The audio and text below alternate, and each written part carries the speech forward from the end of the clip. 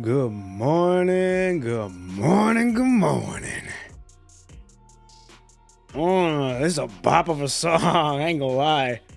Hey, chat. Good morning, good morning, good morning. Good evening and good afternoon, wherever you may be in this place we call Earth. I am Poppin' P1. It is good to be back. I'm late. Hey, that's my fault. I was getting the water.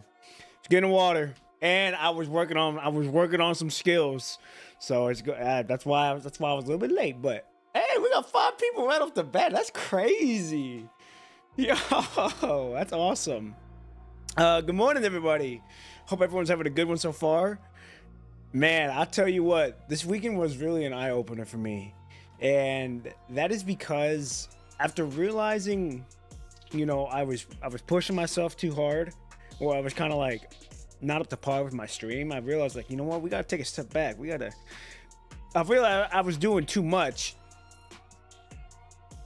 and was straying off the course a little bit, because it's like, nah, we're here to enjoy the story. We ain't here to speed run the story. We're just here to enjoy the story.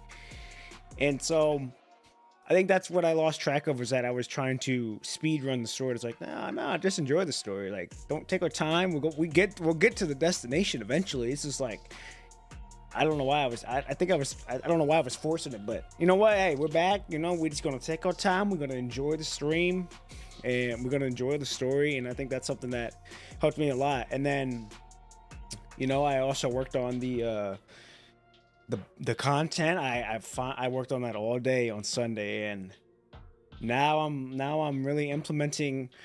I'm doing a lot of stuff in the back end right now,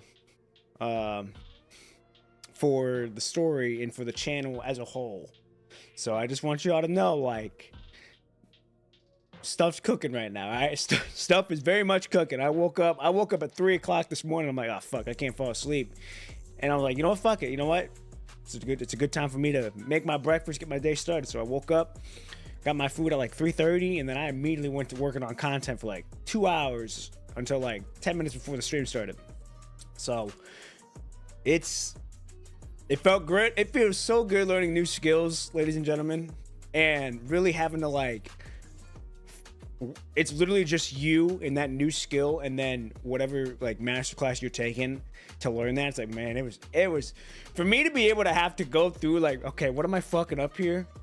And then having to, like, restart one thing and then get it just right again, and then see it come together. I'm like, yo, it's such a satisfying feeling. I'm not gonna lie, such a satisfying feeling. But yeah, we're gonna continue on with chapter 29, and we're like 41% done, I believe. So we're making good headway. I don't think we'll get done with it today, but I'm also not worried about getting it done either. I'm just more worried about just enjoying the stream, enjoying the story, not forcing myself to push on. Like, hey, if I get it done, great. If I don't get it done, that's all right too. So I think that's something that I'm now realigned again. It's like, all right, let's enjoy the story now.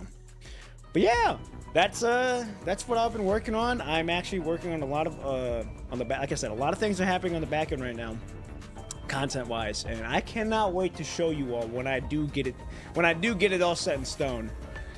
And after this week, or I'm hoping either after Thursday stream, I should be back to making long form videos to continue getting everything set up in stone. So it's gonna be a good week. Gonna be a great week. I'm super excited to be back on this. So, all right, ladies and gentlemen, last time, I'm gonna pause the music. We realized that Teddy and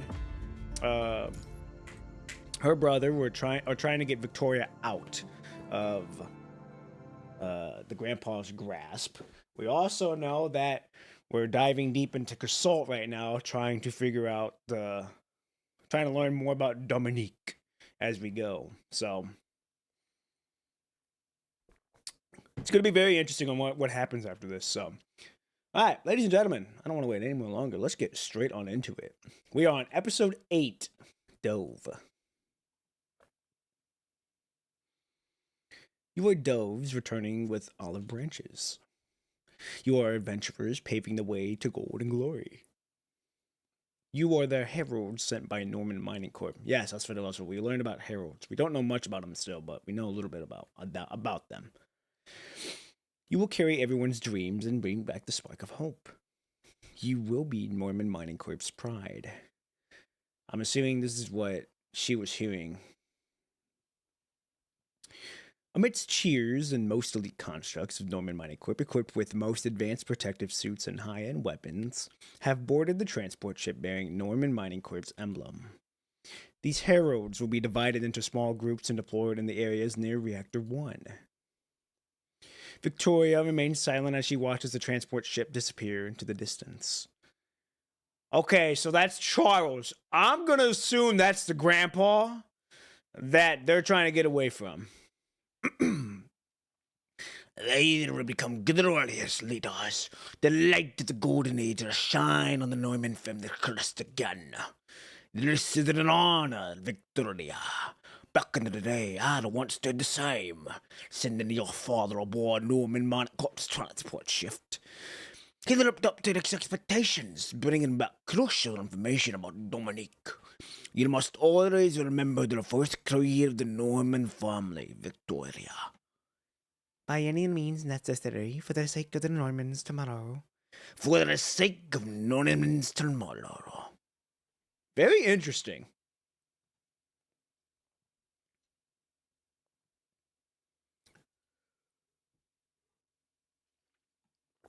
According to the map, this is it.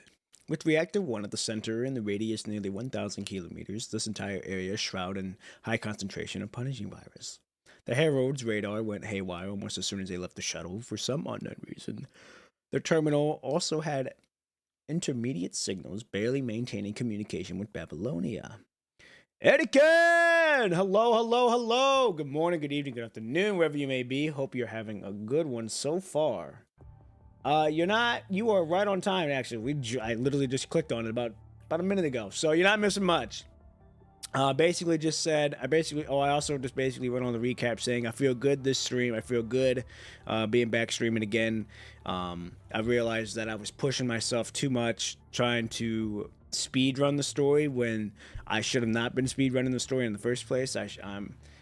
I almost lost track of just enjoying the story, enjoying the journey, not worried about the destination. I was too worried about the destination, but now it's like, okay, hey, let's take a step back and enjoy the journey here. All right, we're here to just enjoy, not speed run, and I feel a lot better now.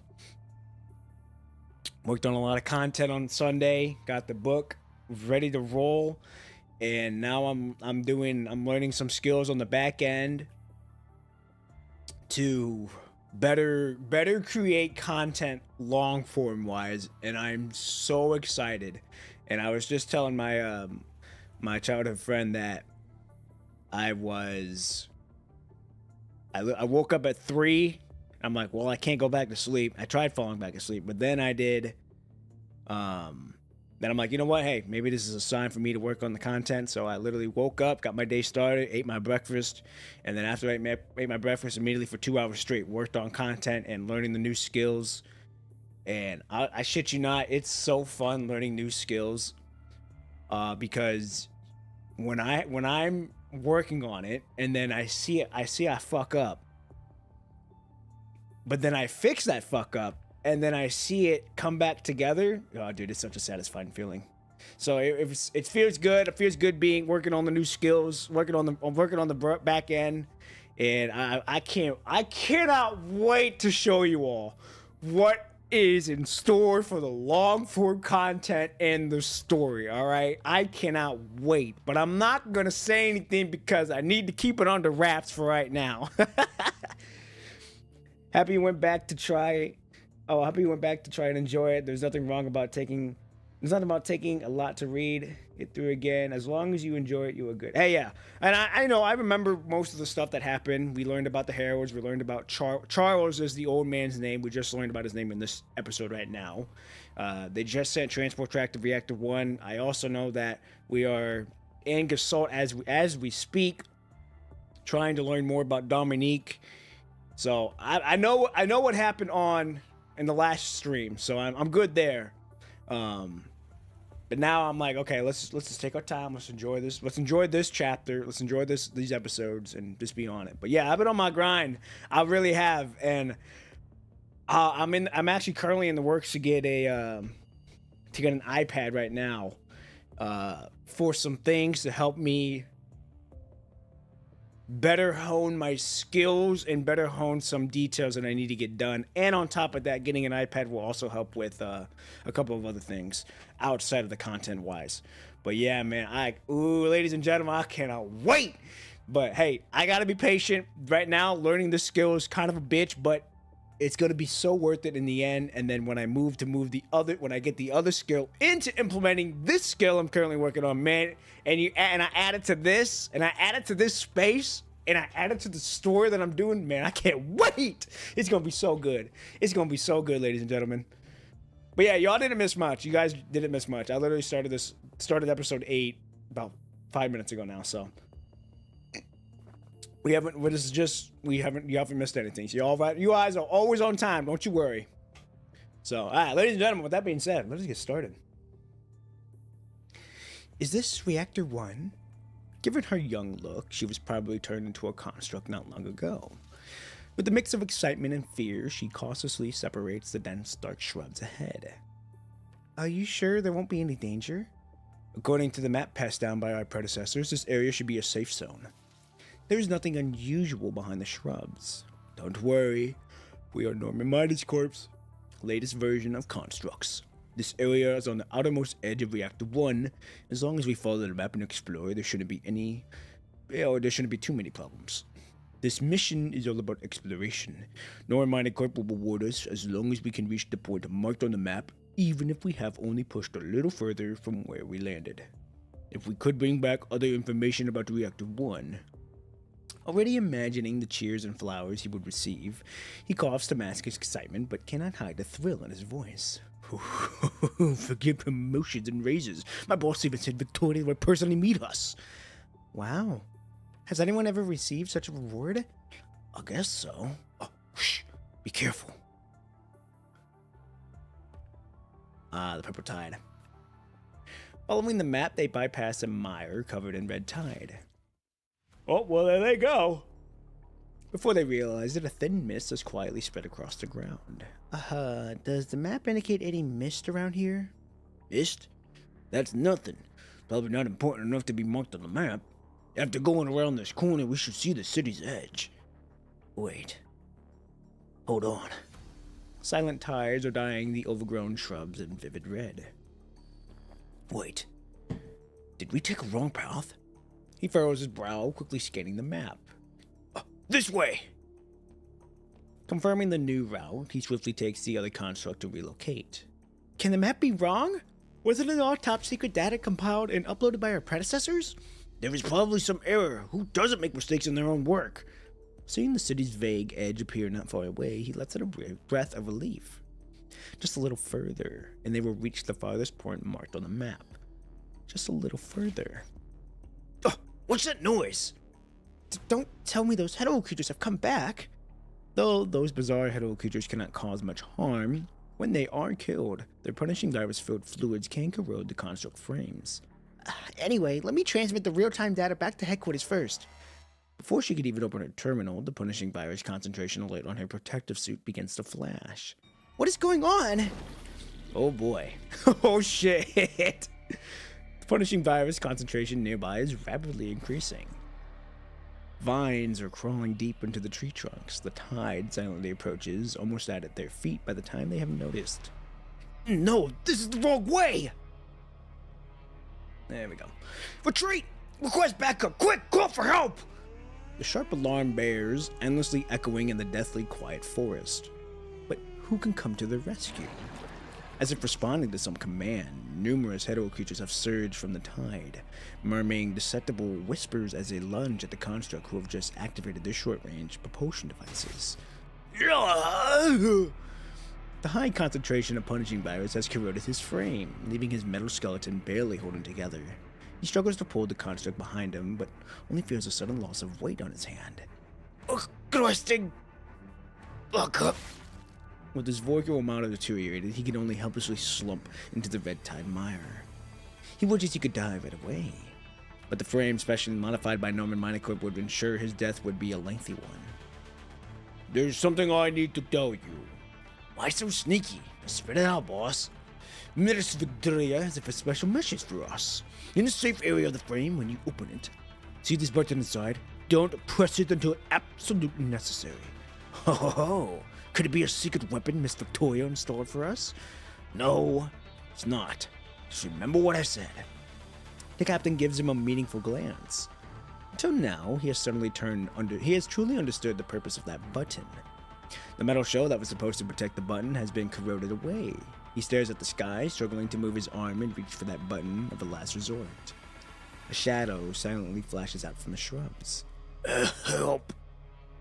A survivor of the old civilization. In accordance with human etiquette, I greet you. Help us. My name? I am... Cradle. Right, that's how it would sound like in a language you can understand. Oh, so she's speaking in foreign language. Innocent hint. Even though his visual module is severely damaged, he can still faintly see a petite girl standing unscathed at the top of the red tide. She looks like she's just an ordinary human. Nope.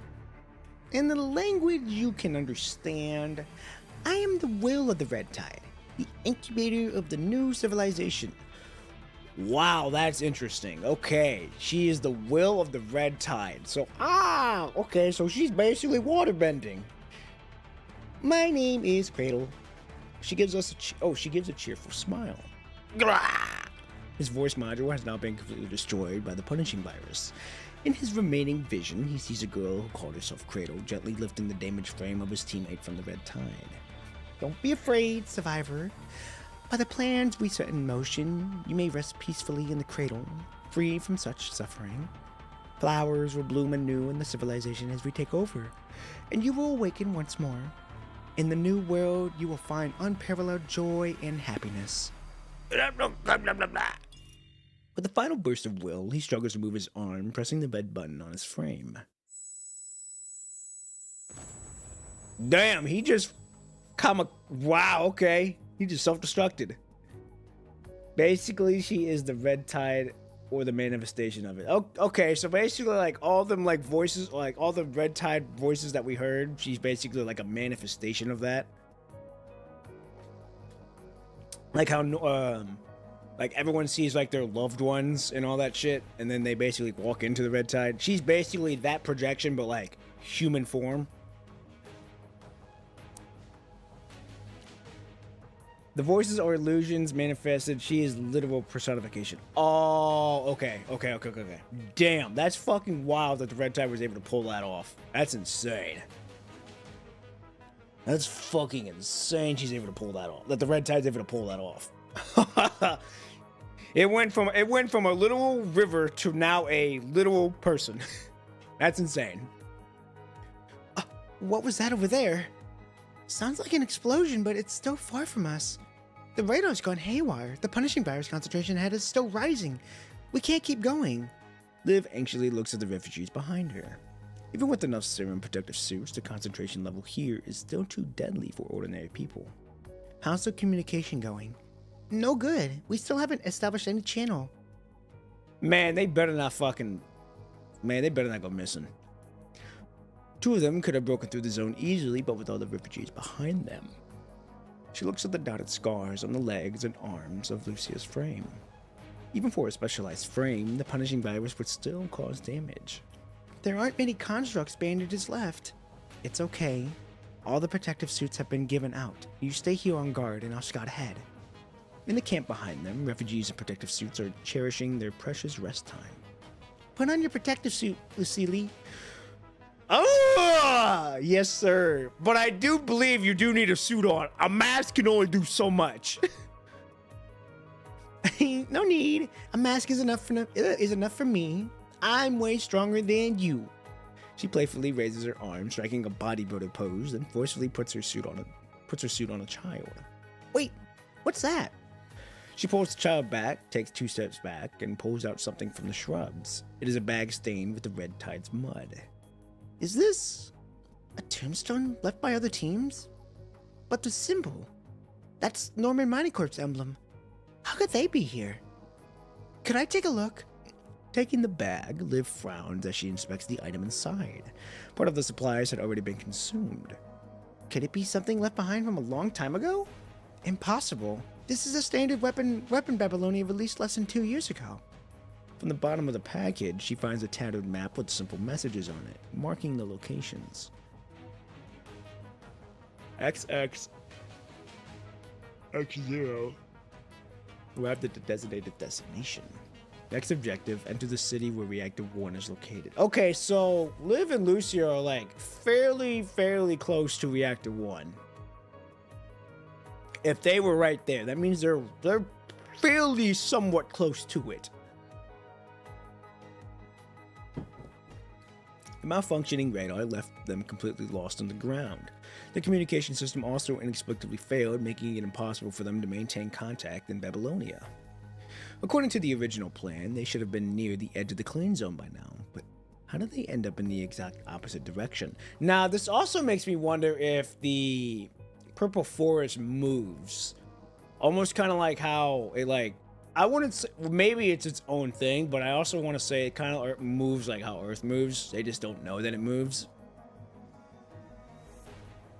Maybe. Herod? She murmurs the word written on the back of the map. We will carry everyone's dreams and bring back the sparks of hope. We will bring back glory. It feels like it changes. I'm not sure about moving exactly. Okay. Well, yeah. It does. Clearly, it does something, but whether it actually changes or moves has yet to be seen. The latter part of the map is completely corroded. Liv? What's wrong? I'm fine.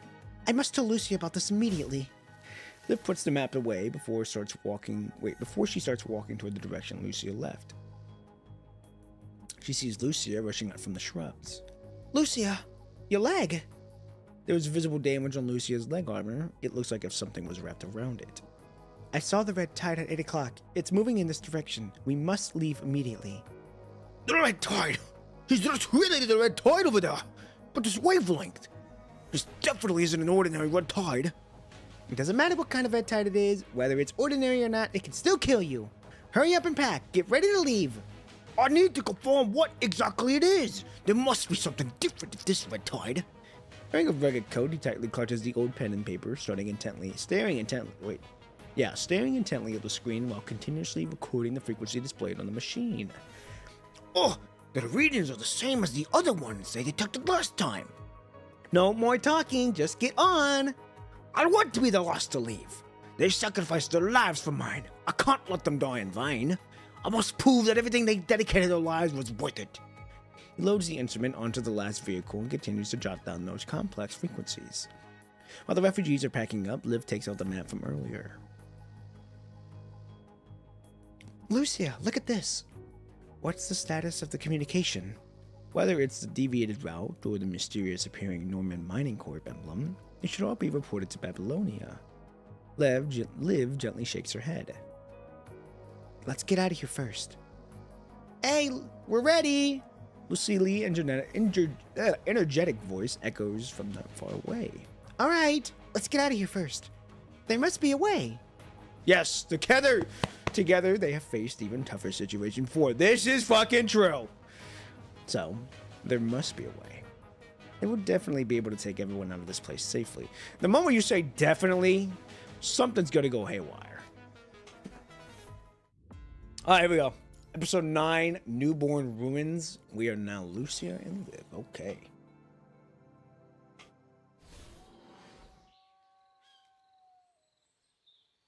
Child, Russ. He looks like that one child from Liv's chapter.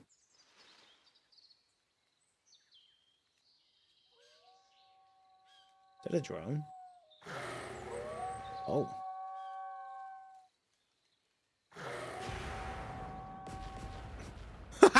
Well, that's one way to do it. Ah, shit. Here they come now. Let's do it. Shark Fate, hello. Good morning, good evening, good afternoon, wherever you may be. How are you? Hope you guys are having a good one. And I meant to ask that you guys as well. I hope Danny, you are doing well. Anakin, I hope you guys are doing well as well. I usually always ask that, and I forgot. That's my fault. Oh. You didn't miss much, Shark Faith. We just learned about Charles, and now we're knowing that the Red Tide is, well, we just now know that the Cradle is the personification of the Red Tide in human form. 2, 3 here, 1. Why am I stuck? Live, move! Thank you. Oh, y'all cooked. Get out of here! Ah! Nice. Uh-oh.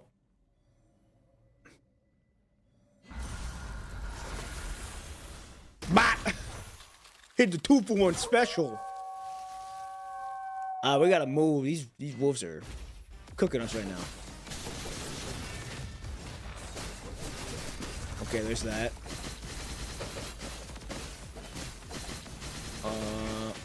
Oh! I need a 3-ping. Give me a 3. Yeah, that's not what I want. Oh, y'all fucking me up here. 8, 7. There we go. There's 3. There's another 3. Bah!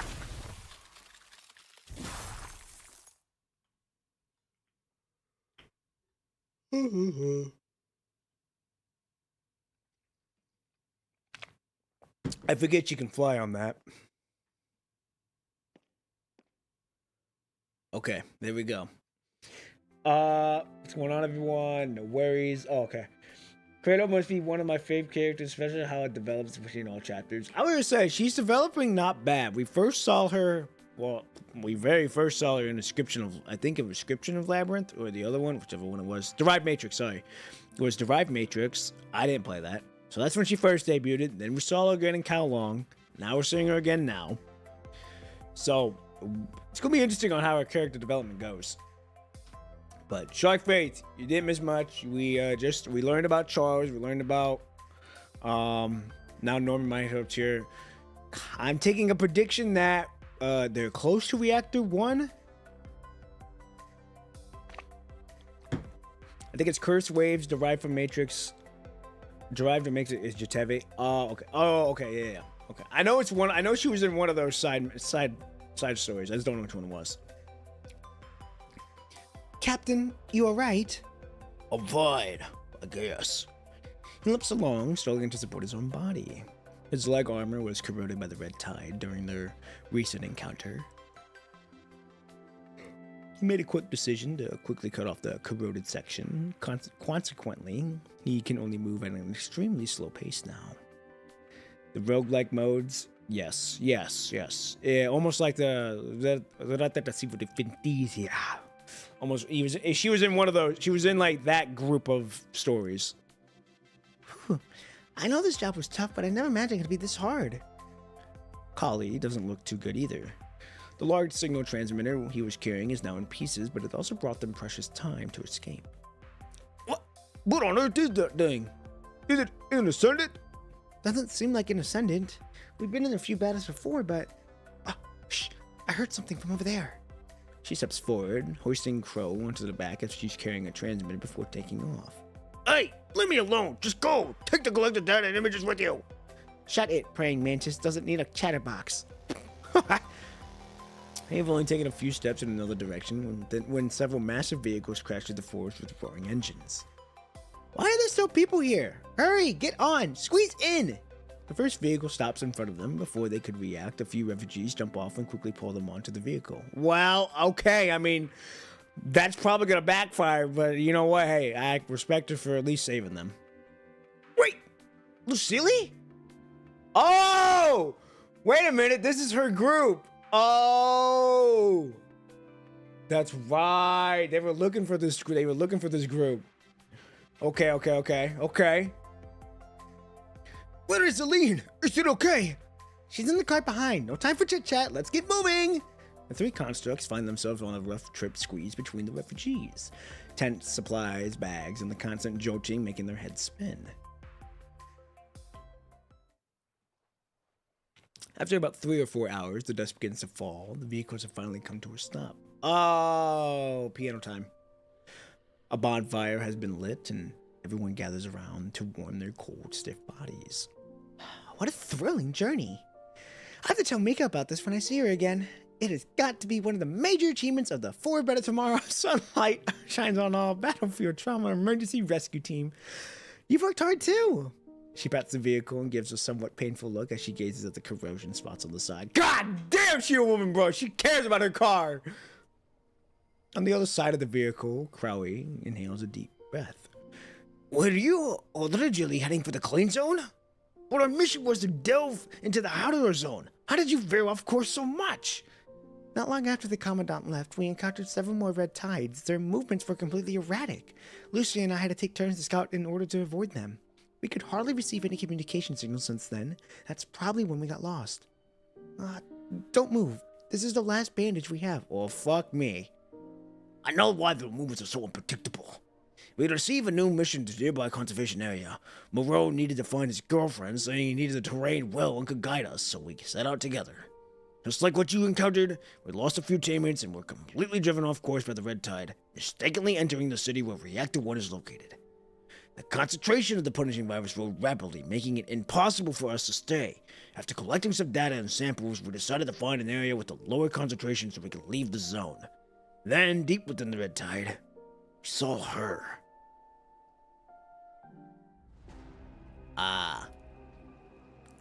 I forgot. And she can't speak their language. She's speaking foreign. Wearing a clean cloak. Oh, damn, we got 9 people here. Hey, welcome, everybody. Hello. Hope everyone's having a good one so far. For those who are new, I am Poppin' P1. I do cinematics, and I stream PGR, and I do shorts too. She can speak. She can speak, but I thought she's not fluent in their language. Wearing a green cloak, a petite girl stands barefoot in the red tide, humming a bizarre melody with unpredictable languages. Why is she barefooted? I thought she had shoes on. How could anyone even live in such a high concentration of the punishing virus? She is learning to speak. Oh, okay.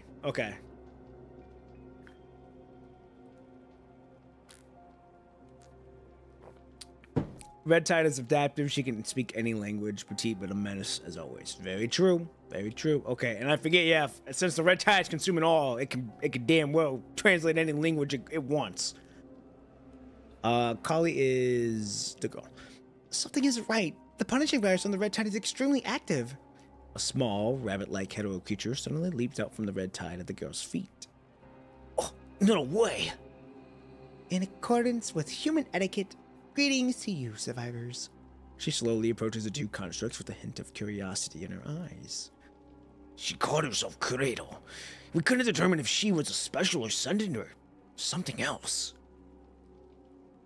Oh, hey, new here. Hopefully you're enjoying the story as I love it. Are you pulling for any of the DMC collab characters? Hello, welcome. Glad you're here.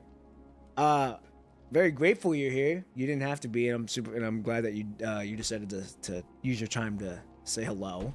And I'm enjoying the story very much. I don't know if you were here for last stream, but basically I kind of was not up to my par of streaming, and so I took a step back this weekend to really reflect on some things, and now we're better than ever. You know, I'm working on a lot of things right now on the back end of content. So as for pulling the characters, that's going to be up to how good the story's going to be, because I also don't want to use my resources when Bianca's right around the corner. But we're going to see. It's going to depend on how good that story is for me. But other than that, yeah, I'm glad you're here. Happy you're here. Kasenka, hello. Good morning, good evening, good afternoon, wherever you may be. Hope you slept good. Hello. Hope you're doing well. You didn't miss much. We're learning a little bit about the origins of Cradle right now. Just to speed you up, Lucy and Liv are close to Reactor 1. We just met Lucille's team, other team. We met Charles, who's the old man that's holding Victoria hostage. And that's about it, I think. So, all good.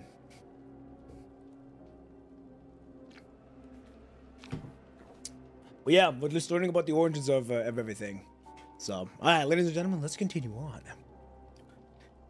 He shivers before they could say anything. Okay, so you're telling me she was barefoot before, now she's got shoes. What the hell are we doing here? And that's a crazy, crazy outfit. I really like the green matching the black, and then you've got the brown and the red. Really, really nice palette of colors. Before they could say anything, the girl reaches out her hands toward them. The red tide gathers at her feet, eagerly spreading toward the two constructs. Carly acted quickly, dropping the signal transmitter she had been carrying in. She seemed very interested in it, momentarily halting her pursuit of us. Otherwise, I would have definitely lost more than just his leg. Could she be an undiscovered descendant? I don't think so. Most registered descendants are constructs, but that girl doesn't have any of the characteristics of a construct. Instead of a construct, she's more like a creation. Entirely composed of the red tide and punishing virus. Now, the fact that she was able to deduce that means she's big braining this shit really hard. She's straight up red tide bending at this point, limbo. I'm pretty much. I mean, oh, hey, hey, hey. Ah, hello. We finally get that working. Yay. Hey. Hey,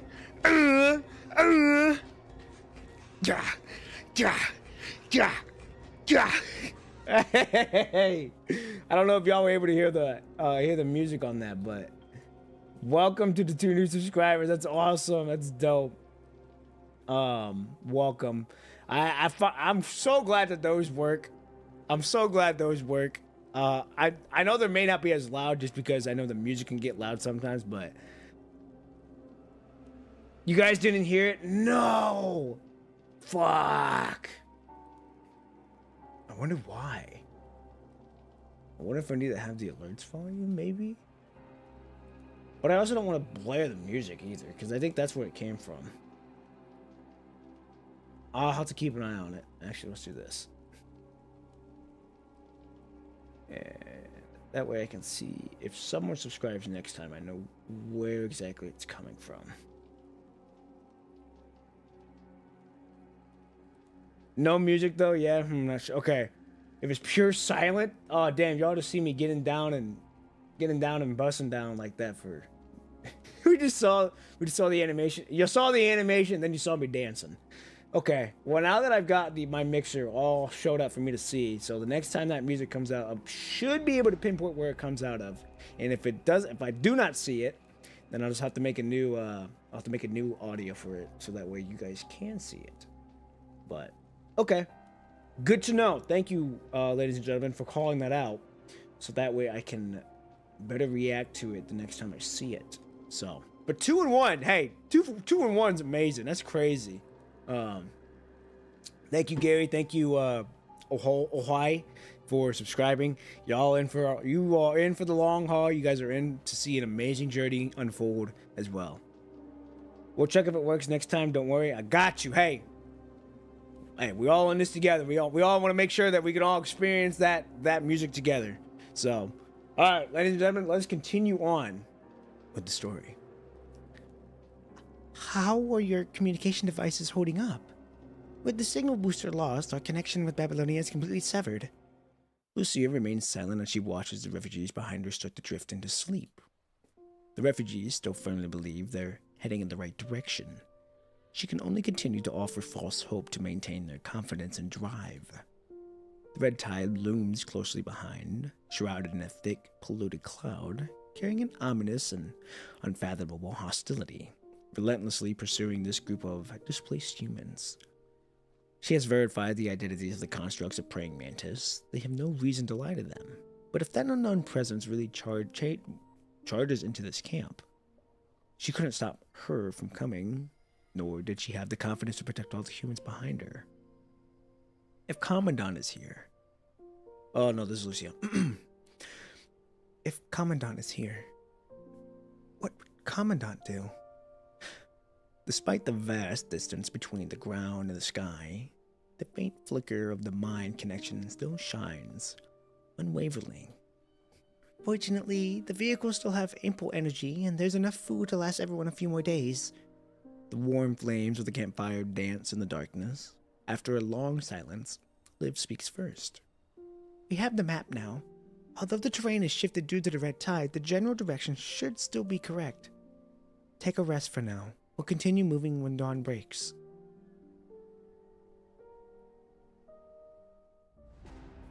Deep within city where reactor 1 is located. Okay.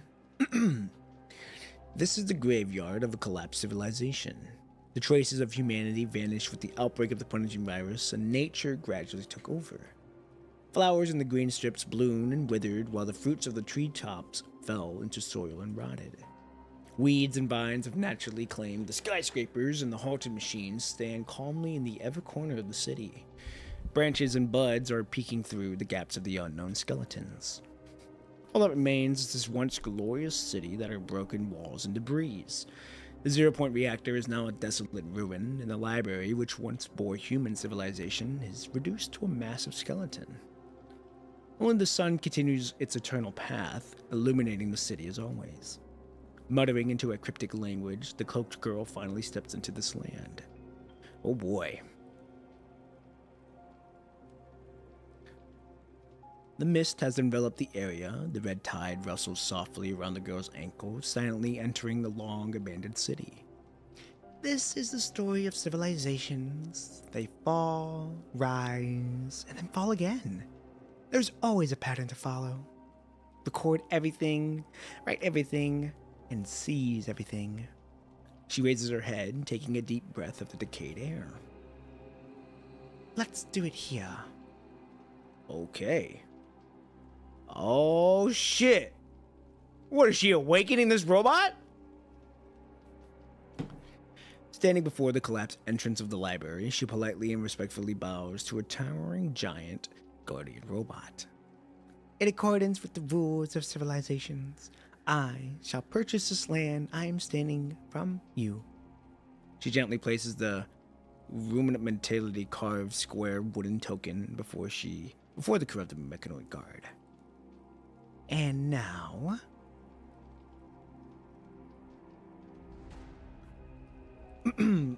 my students will be here in 15 minutes for today. I'll be going. Hey, all good, Etienne. Teach them youngins well and good. Enjoy teaching, and I hope you have fun with that. I hope you have a good one so far. You be safe out there. Enjoy the rest of your day, and we'll see you around. Hey, all love. Take care now. She's just being silly. Oh, okay. She's just being silly. I figured she was just kind of trolling around. The hetero creatures are born from the red tide. A new civilization blooms and decays book. The red tide drips like sand through an hourglass, forming a crimson homeland. For a civilization to grow, it needs development and adversaries. This is a war we cannot afford. Together, we will embrace our greater civilization. Hold up. That's not what I wanted. That'll work. Okay. Of our own. Hetero creatures gather at her feet, docile as hatchlings. This newborn civilization needs iteration, development, and evolution. We've already gathered enough information. Now go. The muddy red tide rapidly surges, roaring outward in all directions. Go forth, expand, and seize, just like what other civilizations did when they developed. Go absorb everything that can enrich us. We are ready to nurture our civilization right here.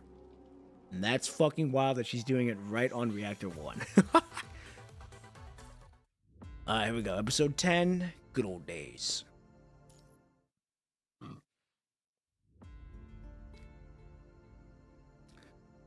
The very first 0-point reactor.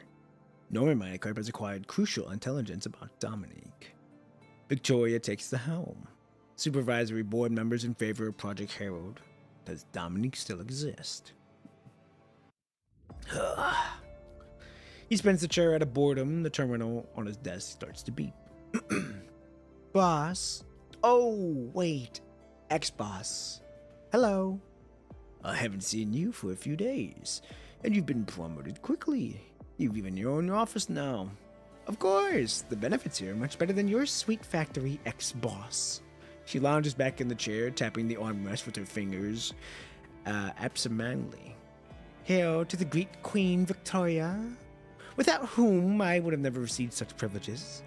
9 to 5, 5 days a week, triple pay for overtime, a month of paid annual leave. Now that's what I call living.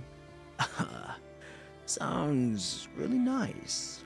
So, what about the promise you made me earlier? Even if you jumped ship, you'd at least finish your last job. Oh, did I promise you anything? Lazily tapping on the armrest, Trojan seemed entirely uninterested in the previous work.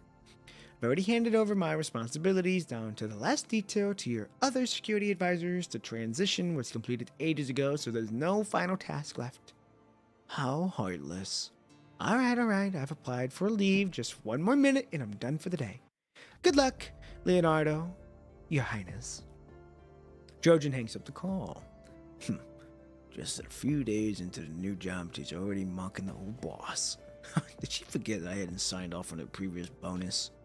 Leonardo chuckles wearily in the chair, his fingers tapping irregular rhythm on the table, which is the exact sequence Trojan had just tapped on her chair's armrest. What is it, Morse code? After a moment of silence, he stands up and walks over the file cabinet, pulling out a paper document with the storage device inserted between the papers. Of all the places. As he flips through the paper document, Leonardo's face gradually darkens.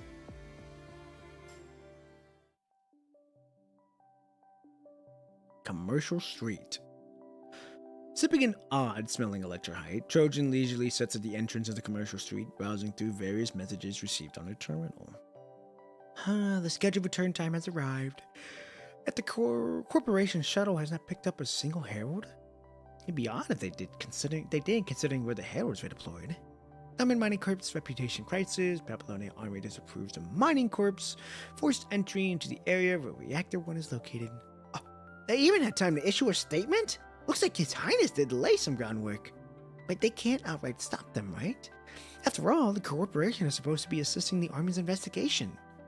Trojan squints as she observes the commercial street. This area is usually quite busy, but now shops are closed with only a few hurried pedestrians on the road. The hetero zone is expanding insanely. Found it. Okay. I think it was music or RCB2. I don't know what. Okay, I'm not gonna lie. I don't even know what that said. I need you all to kind of figure out what that said for me, because as soon as I heard that voice, I was immediately looking at my audio mixers. But I think I know which one is it coming from. Okay, so if we're gonna do this. Oh wait, hold on. I'm a goofy. Hold on.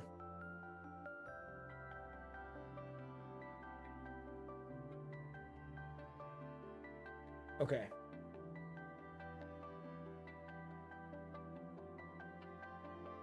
I saw it. I don't know if y'all saw what's up. Okay, we heard it. You guys did hear it. Okay. So you guys did hear it. Good to know you guys heard it. I want to say it was from music then. I'll keep my music up like this. Okay, how about this? We'll keep my music up to 13. Okay. Now I figured out, okay. So for the one person that's following, I stream Tuesday, Thursday, Saturdays, 6 a.m. Central Standard Time. You can also join my Discord on my link on my channel. So there you go. Okay, there we go. So you guys heard it. Good to know. I want to say it came from my music virtual. I'm going to have to wait and see where it comes from again to really make sure. That way, moving forward, you all can hear it when it does go off. So, there we go. All right. Ladies and gentlemen, let's continue on. The hetero zone is expanding insanely fast. Most of Babylonia's off-duty squads have been summoned back for ground missions. Regular squads are assigned to disaster relief tasks, while elite squads are sent into the hetero zone to explore disaster's source. What a time of troubles. Once you get that footage, how will you use it?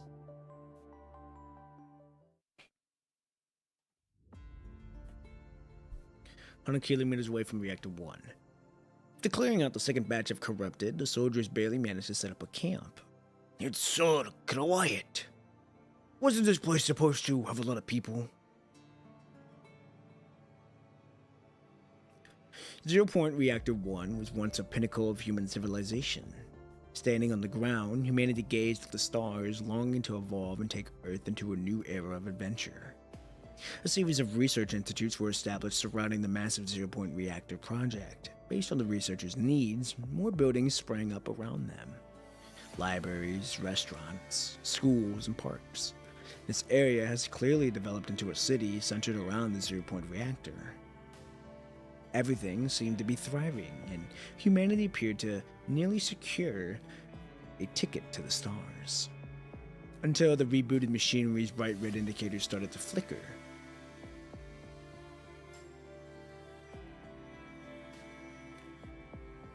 Haven't you heard? Ever since that whatever virus broke out, nobody could survive this place. Even Ballard almost met his end here. Didn't your team captain tell you to write a will?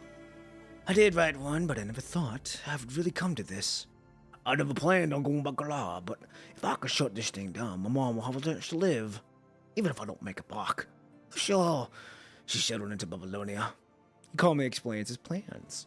On the horizon, the city's silhouette can be seen in the distance, wrapped in a shroud of deadly silence. The city's time seems to have been paused. It stands silently under the red mist-filled sky, gazing emptily at this world. Here I am. Whew, glad I made it in time. Wait, did I forget to clock out for field duty? Are you the technicians and soldiers from Mormon Corps? Come this way. We are now just waiting for the Science Council members. So we weren't the last ones to arrive? We're the Science Council folks. Before she could finish, the sound of shuttle engines grows closer. Still in the white coats, members of the Science Council step out of the shuttle cabin one after another. Never thought it would come to this place at such a time. I once thought when I returned here it would be to celebrate humanity embarking on a new journey. A new journey always comes at a cost. There's no free lunch. It would be naive to think that the energy source in 0 Point's energy would be so easily controlled by mankind. True, true. This time we got to observe the 0 Point Reactor's explosion in real time. It's quite an opportunity. The White Coat Science Council members quickly formed several rows according to their chief's instructions. So many people here. Has the entire of Section 1 of Science Council come over? Wait, is that Dominique? After giving out his instructions and settling in the Science Council members down, the chief, also in a white cloak, walks toward the gathered soldiers. As the situation becomes so dire, even the chief of the Science Council has to. Okay, so I'm assuming this is like the past.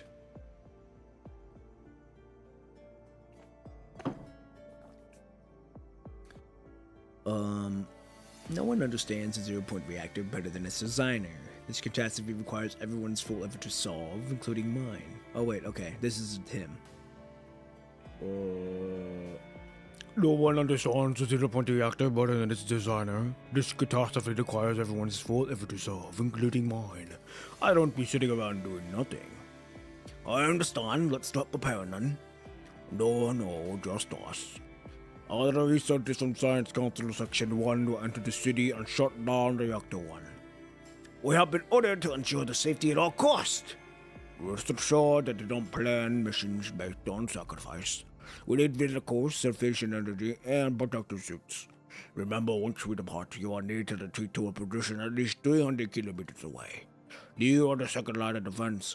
We will leave behind documentation for the reactor, including instructions on how to shut it down. If you would fail, you will become the second pioneer team.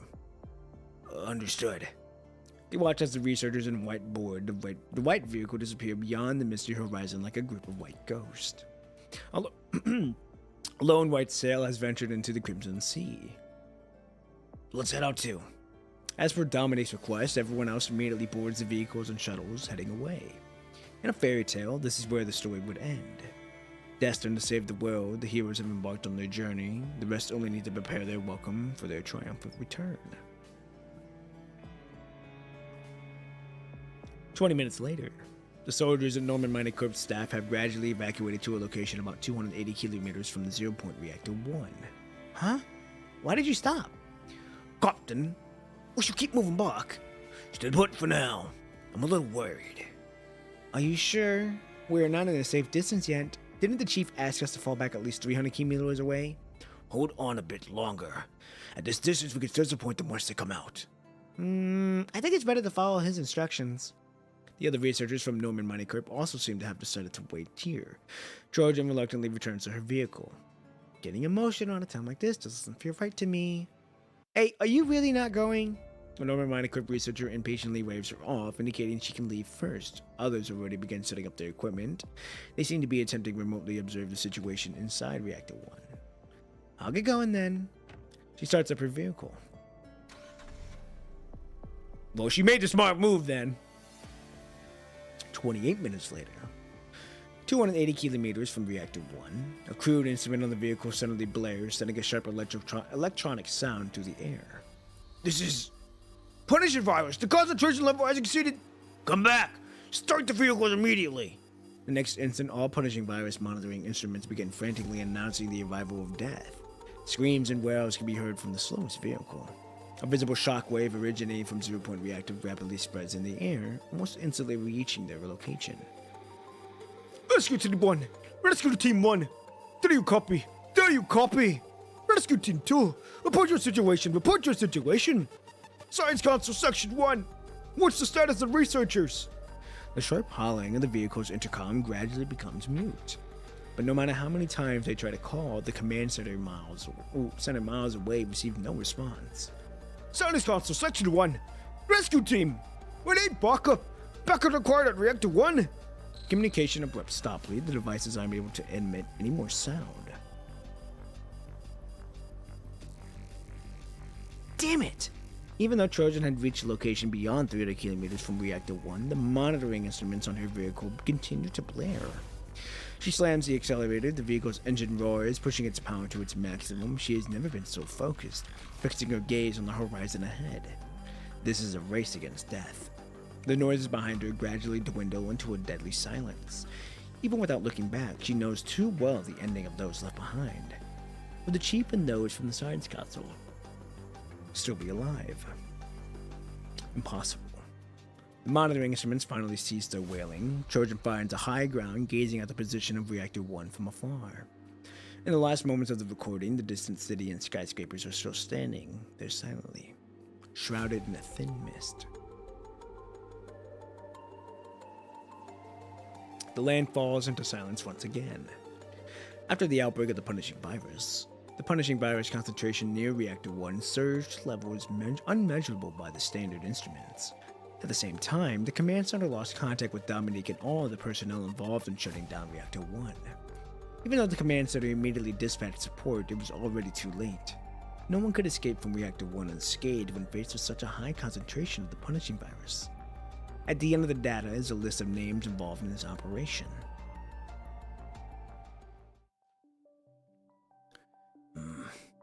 Trojan, you really left me with something incredible.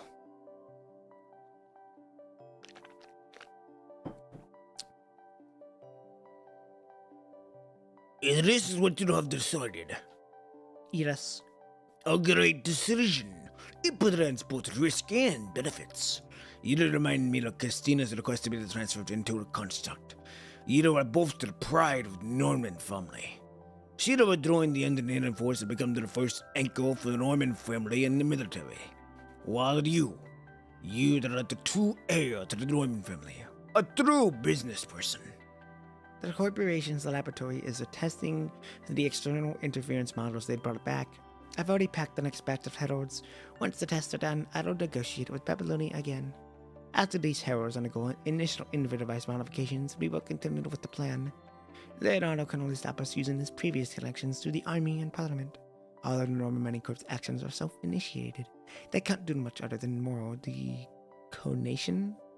The heralds I have packed in this batch are highly level employees with the corporation. and their descendants. They deserve all of this, and as they will stand with me to witness the glory of the Norman Mining Corp. It is a well-deserved arrangement. They should embrace the honor that belongs to them. Dominique will once again lead the Norman into the halls of glory. I will prepare to settle bloodshed and await your good news, Victoria.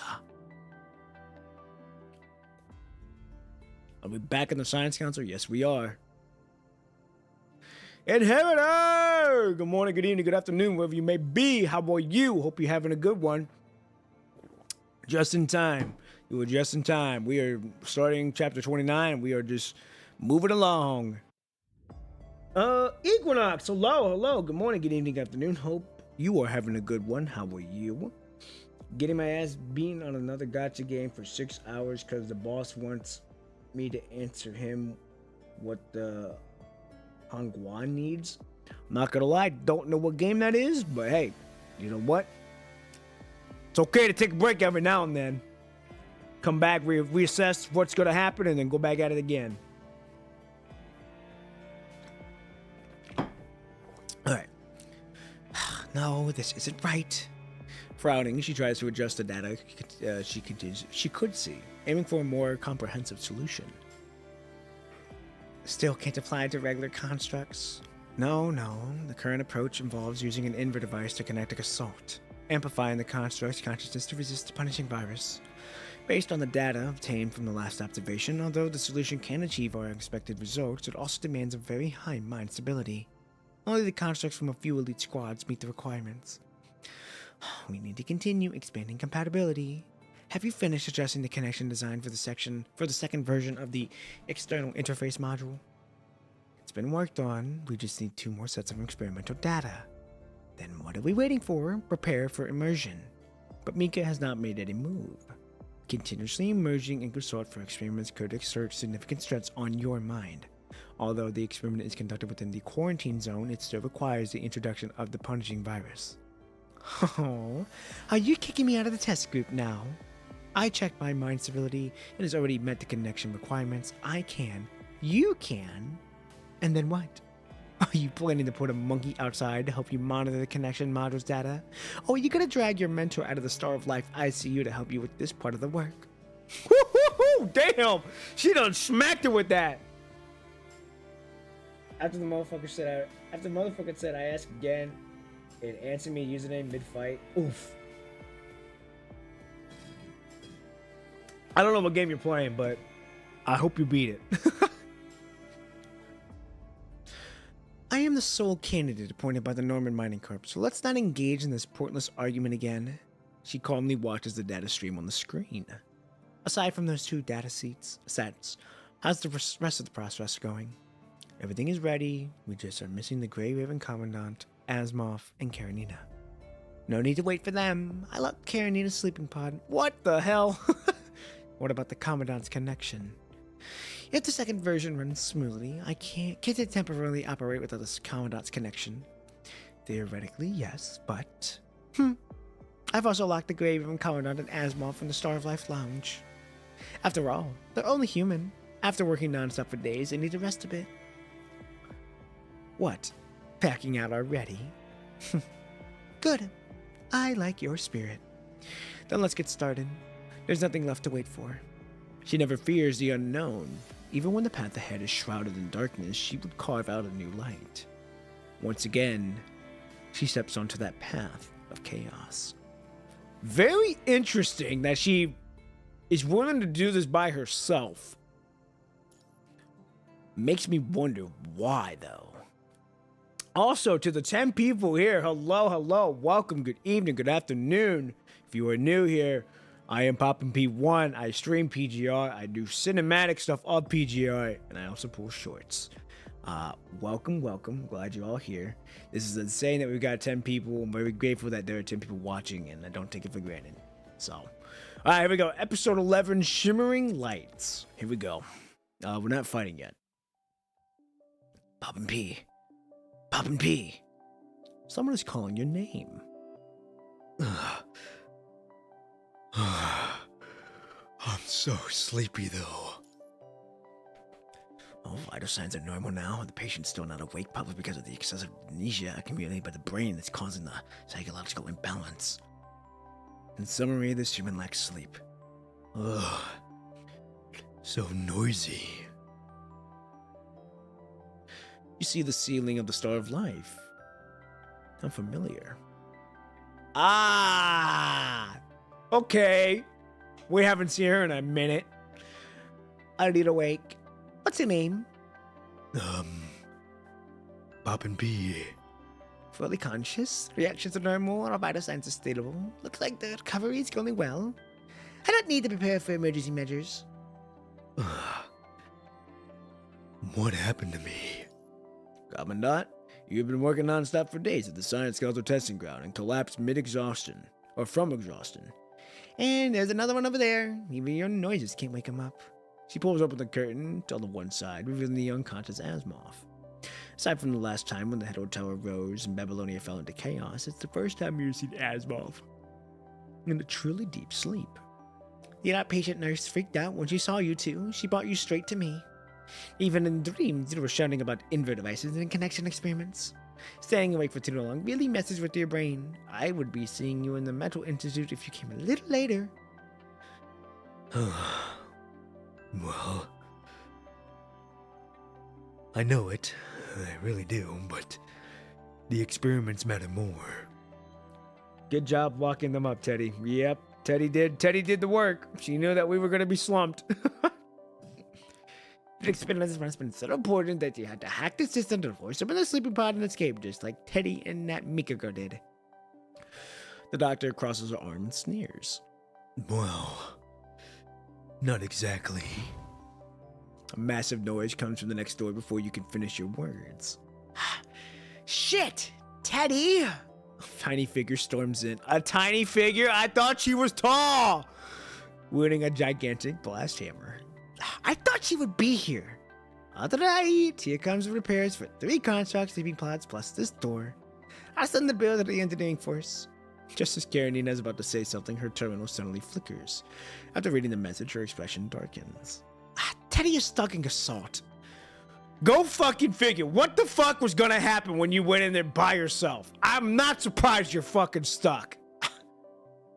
I'm not surprised whatsoever you got stuck. That is fucking karma, Teddy. As much as I do enjoy your teasing and all that, that is karma. That's the whole story. All the experiment data and subsequent data are in this folder. So, you attempted 8 connections using the second version of the external interference model, trying to find a better solution, and then after the 9th connection, Teddy suddenly got lost? That is correct. Her vitals are stable, and there's no sign of her mind being contaminated, but she's definitely not sending any signals back. I suspect she's trapped somewhere in Consult.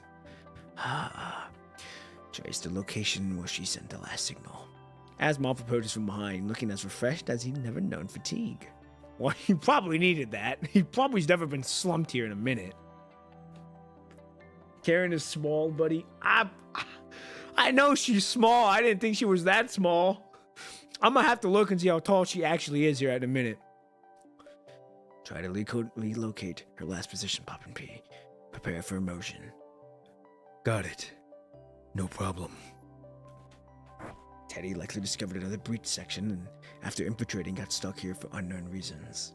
I can't predict what's in the breach, but Mika and I will monitor any set of events. Keep in touch. Understood. She's 5'3". Oh, okay. Well, that's pretty normal. That's pretty normal for a woman, I would say. 5'3" short. Okay, well, short, but I think it's average for the woman. So I mean, hey, I don't mind a tall woman. I also don't mind a short woman either. I gotta go back to work. Catch you all next time. Inheritor! We'll see you around. Good luck at work. Be safe out there. Enjoy the time getting paid, and we'll see you around. Enjoy. Everybody else, we will continue on. Here we go. Oh. Interesting.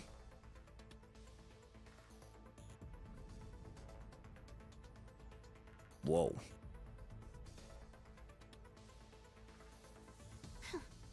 How slow, Grey Raven Commandant. Brother, you got stuck. I don't want to hear that from you. Don't act like you planned this. How are you so sure I didn't plan it? I know you. Yep. Anyway, and there's comms no are way out. Why else do you think I'm trapped here? Some abnormal data stream has blocked the passage to the outside, and therefore the communication. The source of it is probably the new abnormal data we're looking for. Probably. I've managed to track it. Find its location and we'll be able to leave. Alright, well. Let's go then. So trusting. I've got to show you what I'm capable of then. I'll be counting on you. Oh, we gotta go that way. I do like the interactions between me and Teddy. Finally detected the abnormal Holy invasion. shit. How slow. What do you mean, Teddy? Ah, you are a troll, but you get on my nerves a little bit. Holy shit, who is that? You're new. Simulated found without trace erased. Actual hit. Oh, are we slow? What the fuck are we slow for? Is that all you got? Okay, my turn. Also, I think I've noticed that her ult, she does a grin, like she's like a displeased grin face, but when you do it right, I think she smiles, if I'm not mistaken. Simulating attacks. Found the bug. God damn! Trace erased. Is that all you got? Okay. No, okay, where's her grin? Yeah, she has two automated. Okay, that's what I thought. I'm like, I remember seeing something of like, she does smile when she does her ult, but I think I butchered it every fucking time I tried doing it.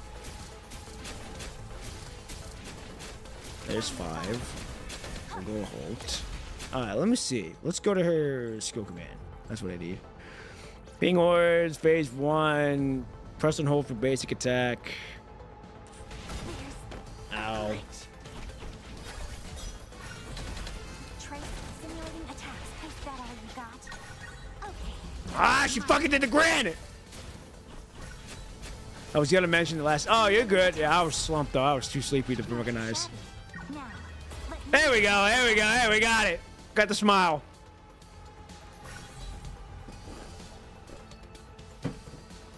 Okay, we go this way. Don't know how I did it, but hey, it's all right. We got it.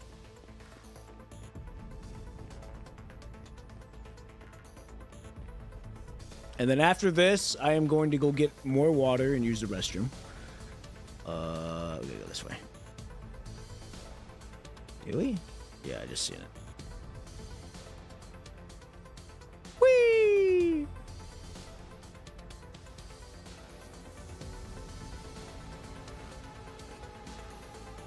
Okay, I gotta go this way. And more of you. simulating attacks. Found the bug. Okay. Trace erased.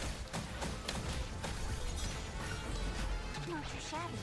Now, let me handle the Okay, rest. I think I know how to do it now. I think I know how to get her smile every time. Is this a data wall? Looks like it. But I don't know why it's here.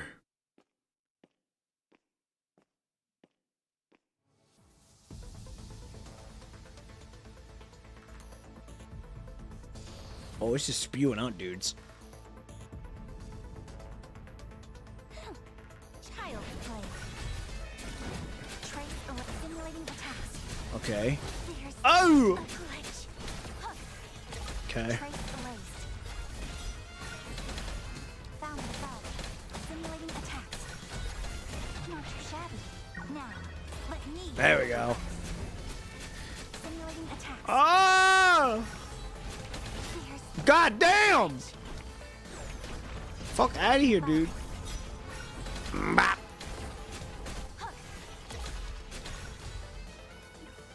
Is that everyone? Who's up? Oh, you are. simulating attacks. Oh! Oh! Okay. I know, I fucked up, my fault. Keep getting smacked. Trace erased. We're just still summoning more. What the fuck? There's a glitch. 3. Ow. Found the bug. Accurate hit. Hook.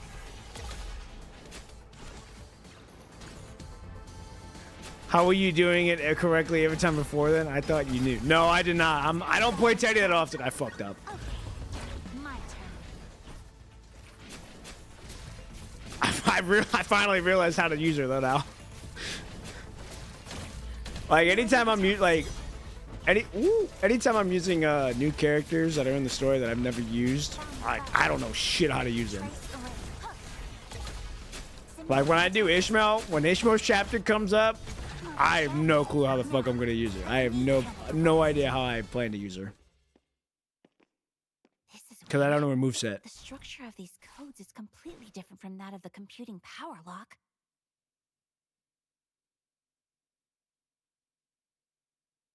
So you were just doing it correctly randomly? Yeah, pretty much. Whoa, where we at? This is new. Is this the heart? This is it. Initiating data interception. All right, be careful.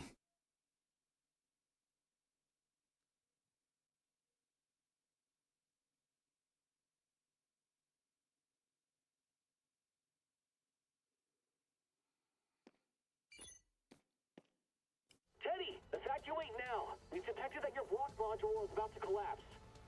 I can't get your exact position, but I can turn on the emergency. Bro, Frank, she don't give a fuck. Get out now. She don't give a fuck. Away is exactly a technician's expertise. Oh, I'm glad I fucking turned to her thing as he was talking.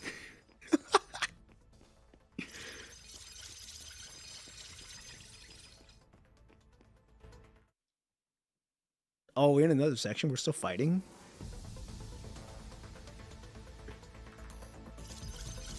We gotta run. We gotta go. We gotta go. Why are you looking back?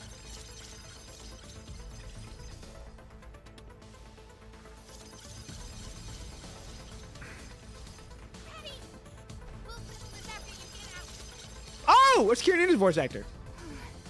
Perhaps I should stay here instead. Yeah, no. You gotta face the consequences. Did we get out? We did indeed get out. All right, we made it. We made it. We made it. That was close. Hey, we were cutting it close, but we got it done. The terminal has deciphered an identical inver-device schematic. The projection of the schematic hovers and spins silently as if mocking or pitying something. I really hate being manipulated around like that. Besides this data, what else did you find? We got it done in one try. I'm glad we were able to get it in one try and didn't have to restart. Walls. Are they data walls constructed by computing power restraints? The computing power restraint is sealed from the outside in those walls. They are sealed from inside out. From the inside out. I guess we're thinking about the same thing. Any new progress on the invitation? After you dove into assault while monitoring, I managed to decrypt in section after Teddy unlocked the conundrum data lock. The codes weren't complex, but they were chaotically arranged in bizarre boundary condition judgments. I found similar codes arranged while searching the Science Council's internal database. Do you still remember the full sensory simulation device? It was left behind by Nanami, right? That was the device that Nami was working on back in Babylonia. Full sensory simulation device. I'm not gonna lie, I don't remember. I should have said I don't remember. It's because there's a hidden place you can go to collect something, but you have little time to do it. If you do it, chances are that you will die if not done fast. Oh, really? Damn. What's the one thing? I've seen that complex spaghetti code she wrote, and yet it somehow functioned perfectly. When she finished, some Science Council members got immensely attracted to her device, which I could understand. In a time when most research focused on weapons and energy, the concept of force sensory was rarely ever mentioned. According to the experiments report appended by the device, some researchers claim to see the color of words after using it. It's a piece of information for Asimov. Oh.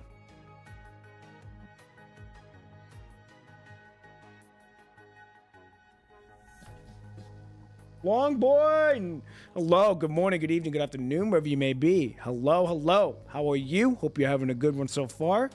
Welcome to the stream. On top of that, I don't believe I've seen you around. So welcome, welcome.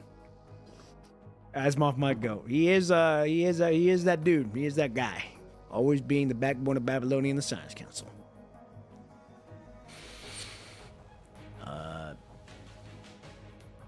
Maybe it's a clue she left behind. The force sensory device is basically a fancy VR chair. Don't worry about it. Oh, okay. Okay. Good to know. Good to know. Thank you, long boy. Also, I am going in blind here. So I've been going in blind ever since Spiral of Chronos. Actually, way before that, actually. Since Surviving Lucimum, take that back. Since Surviving Lucimum, I've been going in blind. So I don't know nothing up to this point. I don't know anything of the future, anything that's gonna happen in the future chapters. None of the bosses, none of the characters' movesets. So hey, it's all good. Hey, I won't spoil the fun. Don't worry. Hey, all good. I just like to make sure everybody knows, like, you know, the reactions that you're gonna see are pure, raw, authentic shit, because it's like I'm invested into the game. I'm invested into the story and characters on top of that. So I'm really enjoying streaming this game right now, and it's a whole lot of fun. Here we go. You recall Q's expression when she handed you the invitation. Somehow you have the feeling that this would not be that simple. Which direction on the surface is she traveling now? Nanami hasn't reached out to us for quite some time. Next, I'll attempt to use the source code for the full sensory simulation device to reverse engineer the final invitation. Give me some of the work, will you?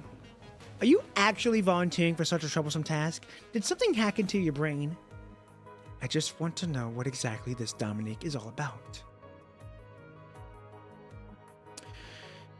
Maybe you should have a permanent text for that, because Claimer had some people do it on the screen in some corner. True. You know what? That's actually a really good idea. Really good idea, actually. Where would I put it, though? I guess I could put it on top of my my chat, or on top of my camera. I would have to grab. I'll have to do that. I'll probably have to do that after the stream, or tonight when I come home from work. I'll probably have to fuck with that. That's actually a really good idea. Great call.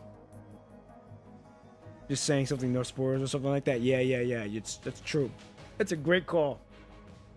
It's a great call. Thank you for pointing that out and getting an idea like that, Casenta. Really appreciate that. Thank you. All right, here we go.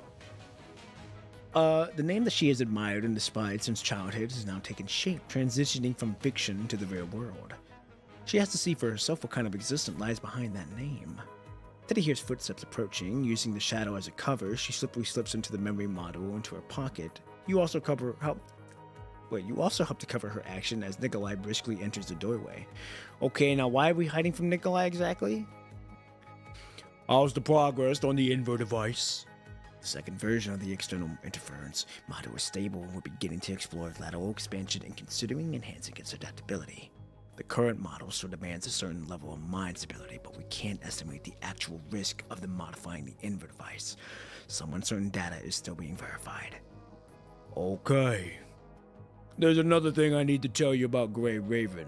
Pop and P, Liv and Lucia have gone missing in the Hetero Zone. Son of a bitch! I fucking knew they were gonna go missing. Son of a bitch! We gotta go down there and get him. Gotta go down there and get him because he's scary. He ain't that scary. I'm sure he's got a scary face, but he ain't that scary. What? Everything seemed fine when we returned. The supply should have been enough for them to take the refugees into the clean zone. The Hetero Zone is continually expanding, and the unknown cause has left the satellite communication failures. To be precise, We've lost contact with all the squads conducting rescue and exploration missions of the Hedra Zone. Motherfucker, dude. We gotta go down there and get them. Grey Raven can't catch a break. They really can't. We always in some type of shit. Every fucking time. Another case of Grey Raven and their adventures. Stop. Nikolai is a softie inside. He's a big teddy bear. He really is. Okay. I'm going to go grab me a water and use the restroom really quick. So make sure you all get your waters and get something in your system. And use the restroom if you need to. I will be right back.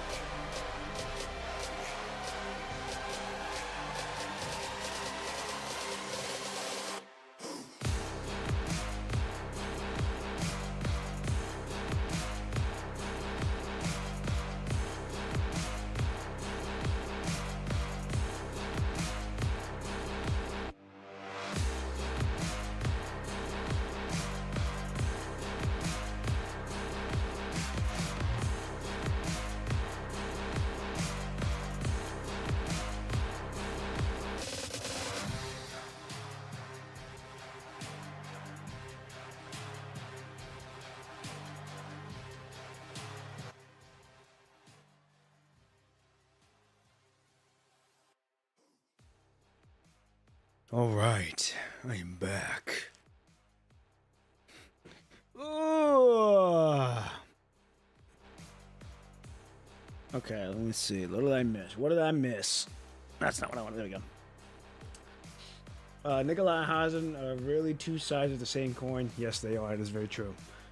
Nikolai is very radical and will do whatever it takes for the greater good. Deep down, he still cares. Yes. Yes, yes, yes. Well, Hazen is a softie, but will do what he must when push comes to shove. Pretty much. You hit the nail on the head. Okay. Ladies and gentlemen, let us continue on with chapter 29. I want to say we're almost done. Yeah, we're almost done. We should be able to finish it relatively soon. All right, here we go. Episode 12, Prayer.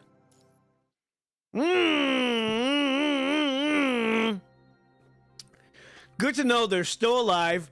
Good to know that this is some crazy fucking Splash 2D art. Really, really enjoy that. Nice. All right, here we go. The red wings blow through the ruins as gloomy raindrops pursue the frenetic steps of the refugees. The persuasive red tide seems to always anticipate their next move, closing in on them, urgently pushing them to an unknown path. Exhausted and groaning in pain, they continue forward. Liv with her long hair. Yes, I do enjoy Liv with her long hair. I also enjoyed Liv with her short hair at the time when she cut it off to prove to Vanessa that she ain't no puppet. Glad to know it's back. Exhausted and groaning in pain, they continue forward. As time passes, their supplies have gradually dwindled, and the energy of their vehicles is also running out. Perfect! This should work for now. At least we can all keep our vehicles running. After relocating the remaining energy, Lucille claps her hands in satisfaction. Just to double check, you really don't need any energy right now, do you? Still uncertain, she turns her head toward the constructs. Thanks, but we really don't. All right. Well, if you need anything, be sure to let me know. We still have a tiny bit of backup energies for emergencies. Thanks to Mika, who kept reminding me of the frugal and not to waste energy recklessly. Seemingly unfazed by the situation, Lucille hums a tune as she walks toward the vehicles behind. Man, she really is such a woman. Have we confirmed our current location yet? It's impossible. We were able to roughly determine our location from the map, but after those frantic chases, we'd barely tell north from south. The only thing we know is that we're likely still within the Hedor zone, nothing else. Lucia, we found more items over at the marked with Norman Minecorp's emblem, but they feel a bit different from what we found before. Rather than relics, they are more like remains. Ooh. Half a mechanical arm that was torn apart by some unknown creature, an unidentifiable component to its original and location unknown, and even a mechanical skull. Love girl with big personality? Yes. Hidden beneath the slimy red tide muck, a small purple flower grows from the hollow eye socket of a mechanical skull. God damn! This is the structure of the first generation constructs. Is this a notebook? The mechanical arm was holding a battered paper notebook tightly under it. Most of the notebook is weathered and incomplete, with only a few pages still legible. Are they Norman Minecorp's heralds? We are doves returning with olive branches. Ooh, bushcraft. We are the adventurers paving the way for the gold and glory. We are the heralds sent by the Mining Corp. We will carry everyone's dreams and bring back the sparks of hope. I am Edward Norman. Oh, this is Edward Norman. That's their father. That's Teddy's father, isn't it?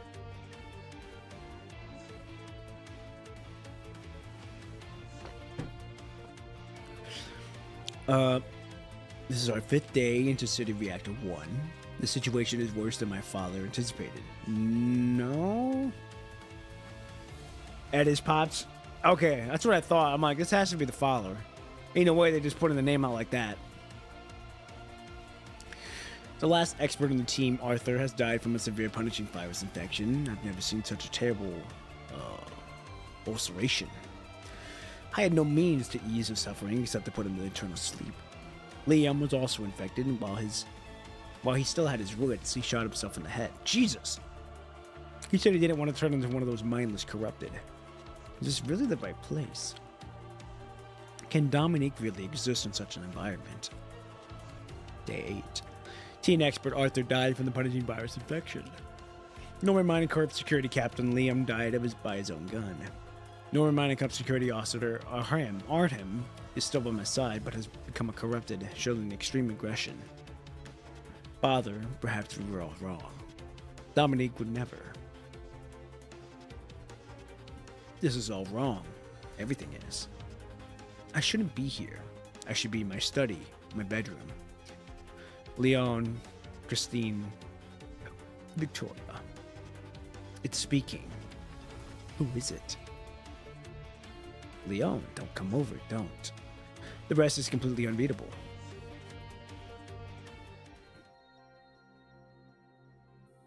They paid such a price to search for Dominique. This is the structure of the first generation constructs. Those supplies for the Norman Mining Corp emblem we saw before was likely also sent for their heralds. I've archived the materials that could be of significance. What shall we do with the rest? Let's lay them to rest nearby, like what we did with Lucille's team. Hey, Crowley. What? If one day I perish, find some fuel and cremate me. After that, bury me in the nearby soil, just like this. Don't let me die alone in the red tide. It won't happen.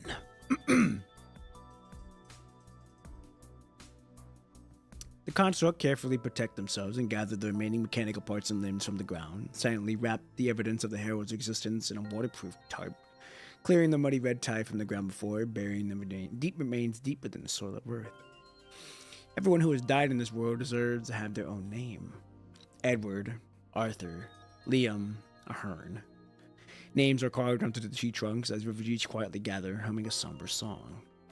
Among the herald's documents, not yet corrupted by the red tide, there is a tattered map. Using the map, Liv has temporarily confirmed their current location. Our location is quite close to Reactor 1. It's only about 260 to 300 kilometers away. I found some of Dominique's notes among the documents. According to Herald's records, they probably obtained the notes from slightly further ahead. Aren't they just first-generation constructs? I checked the data records from the monitoring situation of Reactor 1 after the punishing virus outbreak. Although the punishing virus concentration spiked on the day of the outbreak, the reactor was shut down. The virus began to spread around the surrounding areas over time. According to the timeline in Harold's notes, when they entered Reactor 1, the punishing virus inside was at a level that the first-generation constructs could barely withstand for a while. So, they managed to retrieve this. Part of Dominique's notes regarding Reactor 1. Did Norman Mining Corp send down here just to die for those things? I've temporarily sealed the materials. Once communications are restored, I'll upload them directly to Babylonia. Let's proceed with the direction I previously scouted. The red tide there hasn't fully gathered yet. Once we break through the red tide mire, we just need to travel a bit further to leave this head zone. Our defensive gears are running low quickly. Lucille and the others have given their suits to the elderly and children, but that's not enough. We've also run out of construct medical supplies. It's my turn to scout ahead. She looks worriedly at the battered scars on Lucia's frame. Miss Liv, I didn't mean to eavesdrop on your conversation, but are you out of medical supplies? It's just... I still have a few serums and these bandages. Please take them. And these two.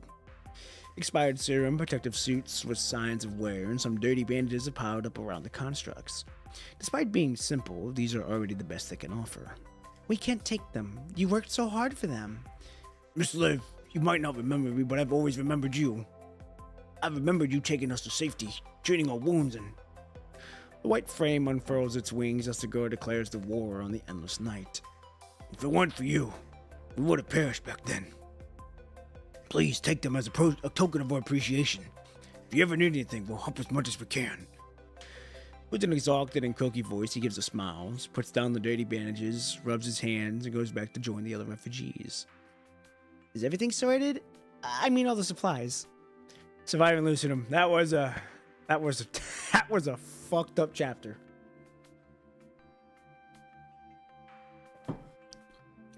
Through the protective mask, Lucille's voice sounds muffled but spirited.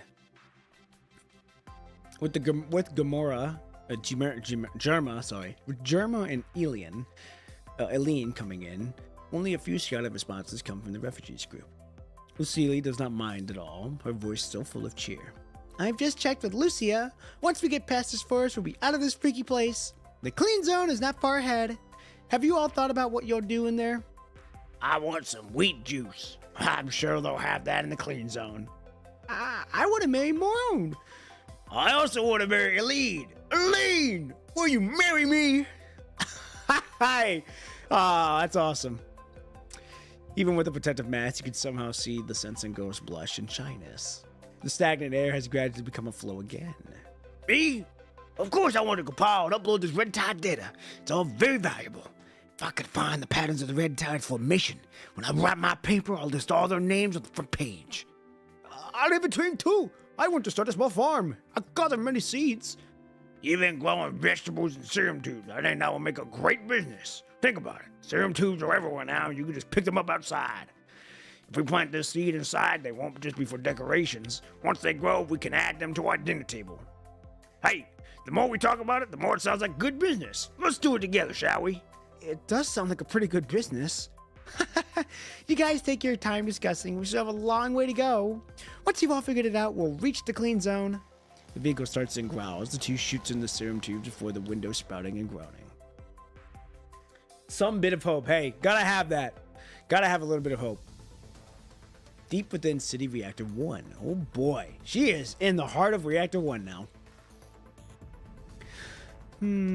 It seems I should add a little more formal language. Wearing a green cloak, the girl stands in the center of the library. Dark purple flowers bloom at her feet.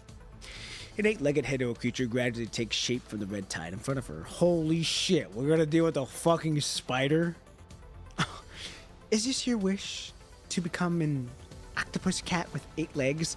Okay, never mind, you are not a spider. You are an octopus cat with 8 legs. Fucking weird. Okay.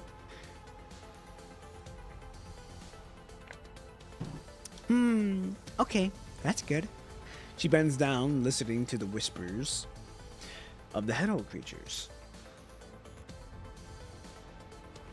I see. That would be a great profession. This is what our city will be like. The red tide gently congeals into the shape of a city, appealing before cradle. Go. Follow your ideas. Go on. The hedgehog creature nudges at her feet and slowly crawls into the direction she indicated. Oh, shit. It's the Emperor. Oh, I'm surprised we get to voice him. Hey, I ain't mad about that. Here we go. Is this the civilization you have envisioned? Are you still able to connect with me through her eyes? The girl smiles, closing the book in her hand. Here it is. Cradle picks up a half-abandoned terminal from the ground and raises the hologram. Is there something you need my help with? Damn, what the hell? Why he dressed like that? Why he putting it on like that? And what is his face? Okay, here we go. Nothing. I'm just here to check on your progress. Who is that? A few purple petals are moving rapidly along the lead tide city's edge. Those are stories I want to read the most. They carry the light of hope and the stars of despair. They are excellent seeds, and I hope they can be recorded by me. The red tide needs more voices from those civilizations. Being chosen by you? Should I say they're lucky or unfortunate? Civilization needs to evolve. What's there to be surprised about? During the brief regime of mankind, countless civilizations have risen and fallen. This pattern will only continue. That's why I consider this a friendly invitation to join us in embracing the arrival of a new civilization. If you wish, we can also... The hologram fades away. That was a pity. She lets out a quiet sigh. Let's continue then. As the red tide surges, another hetero creature gradually takes shape. What wish do you have? Together we shall design the most idyllic homeland the human civilization has ever described. Very interesting. Alright, here we go. Episode 13, Songlake's Path. We are Lucia and Liv now. Once again, the Norman Mining Corp transposition shuttle has prepared for takeoff. Just like the last time, this spaceport is bustling with lively chatter of people. Wow. I thought none of the last batch would make it back. Why are we still seeing so many people this time? Are they really not afraid of death? That's why their corporation is vast and thriving, while you're still here guarding the port. He lowers his voice mysteriously. I've heard from friends that the Norman Mining Corp got their hands on some top secret military intel. Rumor is that there's a new method to enhance the info device, allowing even ordinary constructs to withstand high concentration of the punishing virus. Eek! Ugh. You actually believe that? I still think it's one of Norman Mining Corp's little tricks. No way, do you know who's leading the team this time? It's Victoria. Oh, why is she going in there? She's the heiress to the Norman's Mining Corp, the future chief executive. Don't you see in the news a few days ago? I don't think Norman Mining Corp would risk their own hairs like that. Actually, depending on how much more there is, you might be able to finish chapter 29 today. I might. We still got an hour and 10 minutes, so we could do it. We could very well do it. That's true. The Norman Mining Corp vehicles slowly pull over. A pink-haired man jumps out from the first one. Ah, what a beautiful day. I wonder if their weather on the ground is just as nice. According to the current landing plan, your touchdown point will be near Reactor 1. Chances are you won't even get to see today's weather. Can't you think of something positive? What if I might be so talented in actually bringing back the glory flawlessly? I wish that would happen. Trojan looks at the man up and down with disdain. But I just hope your protective suit doesn't fall apart upon landing, so I have a chance to bring you back in one piece. Okay, so we've got two. Basically, we got Teddy's siblings going into that place, which is fucking wild. Reed will bring back the sparks of hope. Reed will bring back the sparks of hope. The chosen heralds gather in a dim room, reciting the creeds of the Norman Mining Corp that they had been taught for decades. Head back and prepare. The shuttle will depart in 3 hours.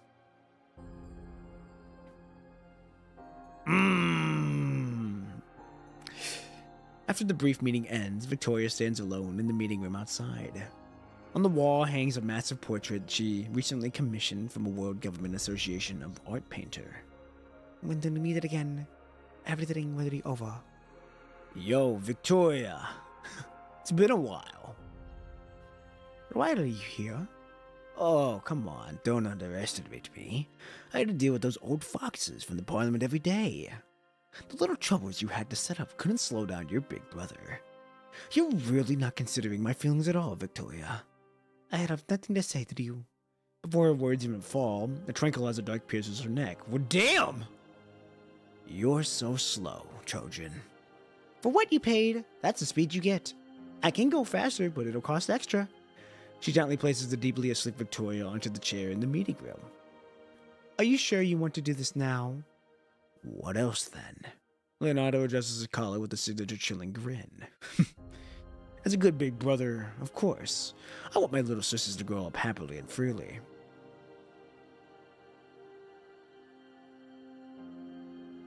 Ladies and gentlemen, I don't blame him. I don't blame him. I don't blame him whatsoever. He would rather take the fall than have those two deal with it, so I don't blame him. He may be a shrewd man, but I don't blame him for wanting to protect his family. Do you really think I couldn't see? You don't think I could really see your little schemes, Victoria? Grandfather's too sick to see through your tricks, but you can't fool me. Have a good sleep. When you wake up, it'll all be over. He turns away and walks toward the spaceport without looking back.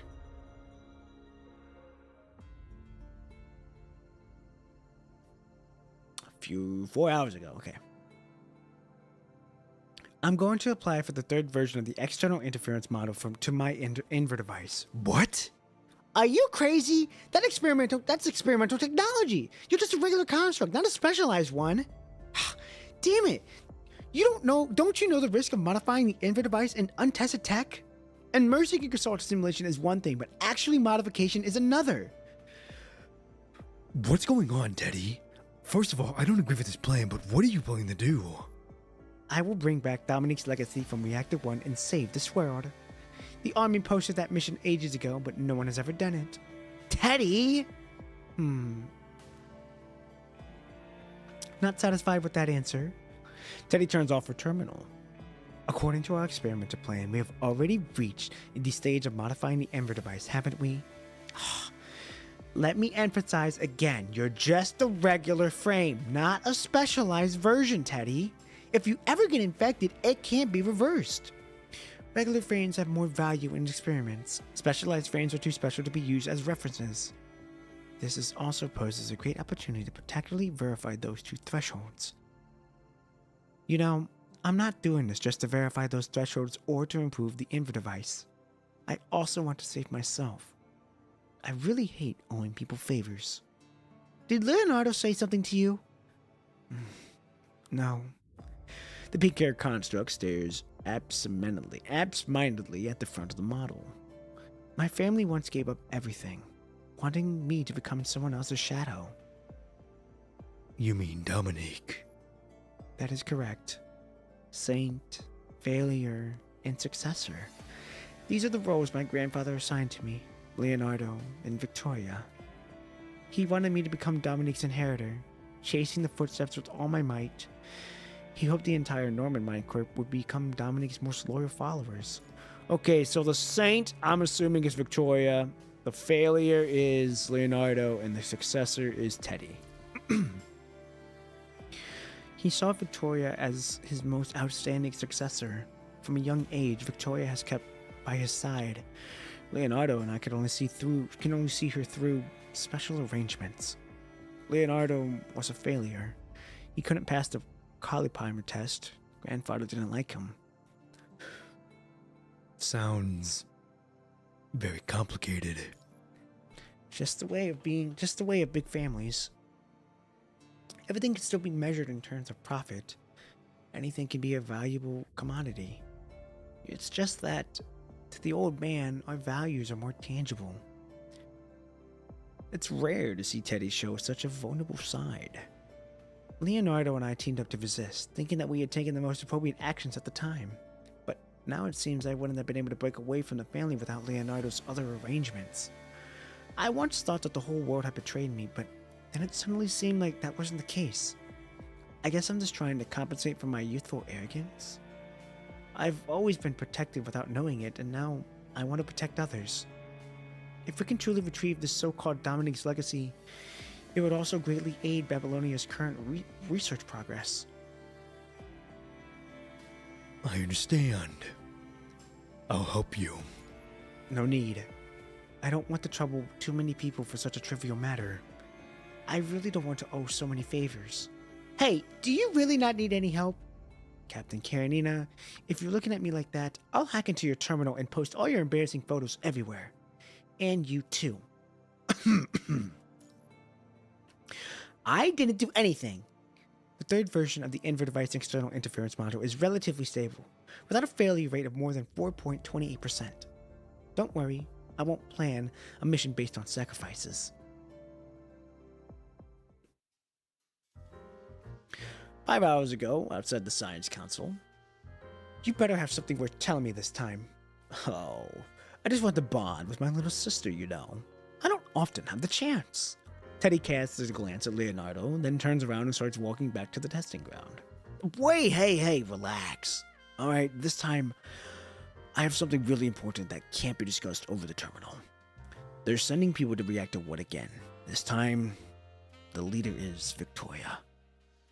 How credible is your source? It's from my most secret informant. There won't be any mistakes. I told you she shouldn't stay in the Sanctum for too long.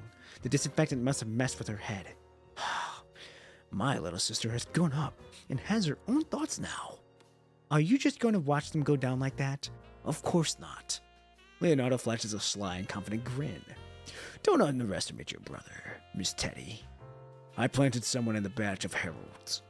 Once they reach the surface, they'll record everything and automatically send it back to the designated email at set intervals. This whole plan has always been a lie. It's about time it gets exposed.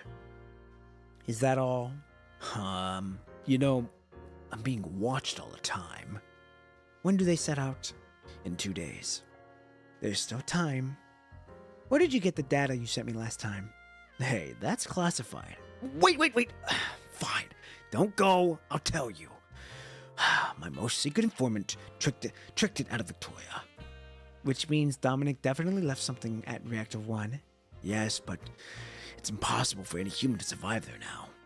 I've reviewed all of the previous attempts at Project Herald. There were a few celebrations and some data was indeed sent back, but in reality, not a single Herald made it back to Babylonia alive. Not normal guy. Did Leonardo recently took a vacation to the beach with that drip? Hey, I mean, he's just like that. He's just always been like that guy.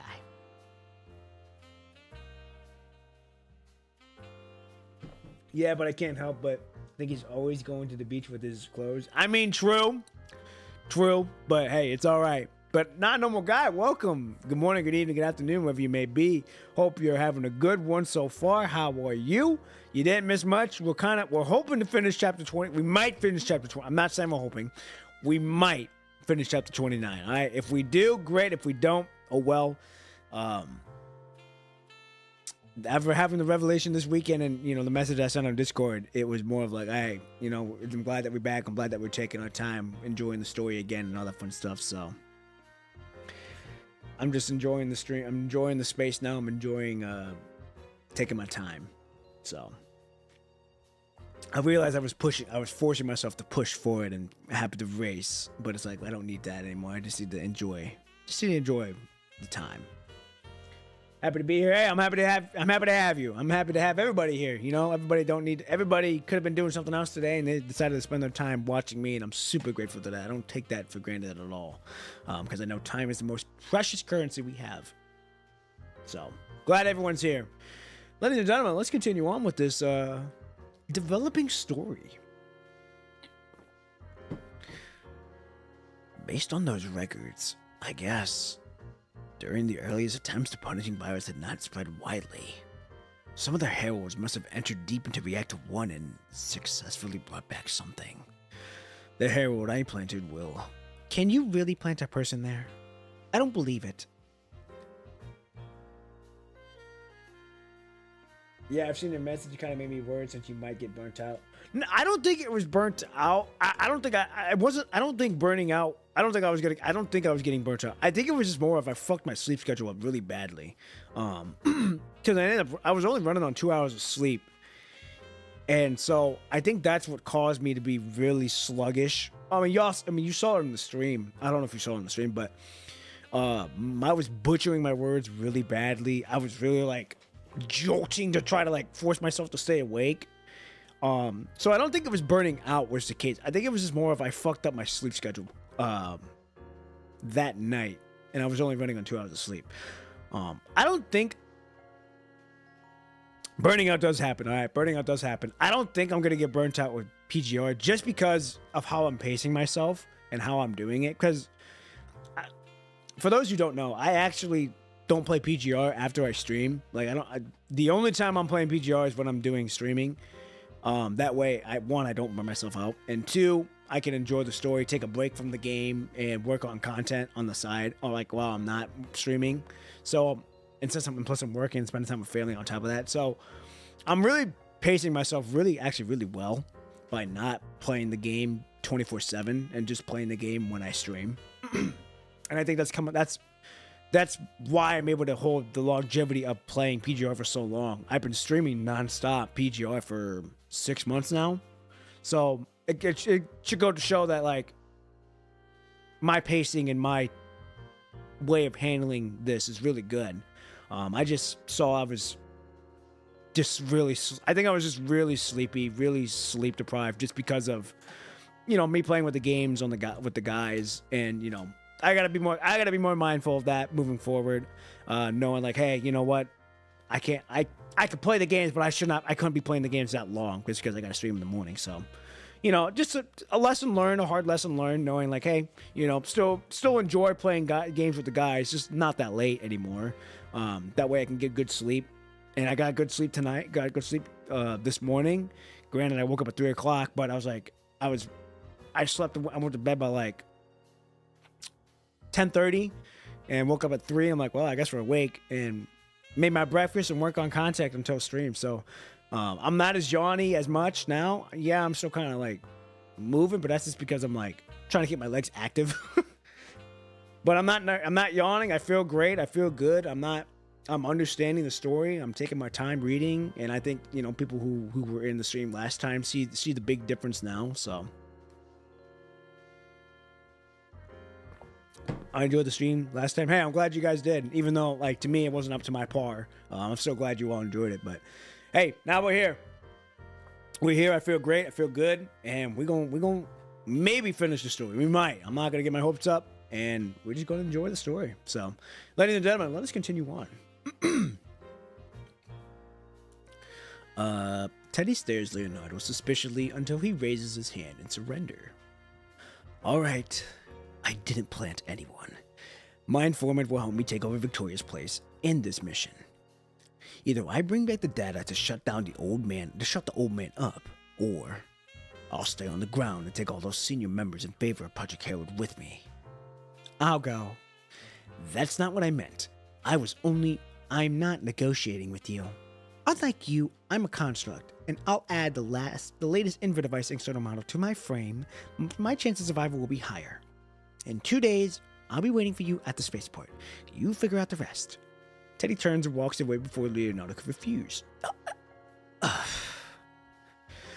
Even now, she's still worried about her brother. Don't worry. In 2 days, everything will be over.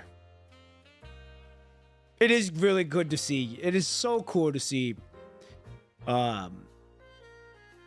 their family caring about one another and like looking after one another, even though they're trying to one up each other on like on shit. It's still cool to see. Very rare. Someone said it last time. It's very rare in this story with how fucking deep this shit is. Once again, the Norman Mining Corp transport shuttle is in the spaceport, is preparing for takeoff. Ground surface, 340 kilometers from Reactor 1. Signals. We could finally receive some signals from the nearby monitoring situations. Have we really come to the edge of the Hedal Forest? The terminal emanates a raspy static sound, with faint, nearby, or nearly indistinguishable human voices coming intermittently through the signal channel. 9 o'clock! Direction! Escape! The Norman family dynamic takes the center stage in this chapter. It's really good. It is. It really is. It is very nice. Oh boy, they're being hunted down.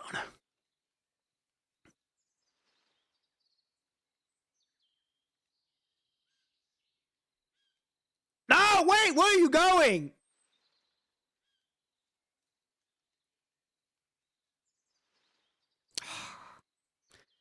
We getting jumped.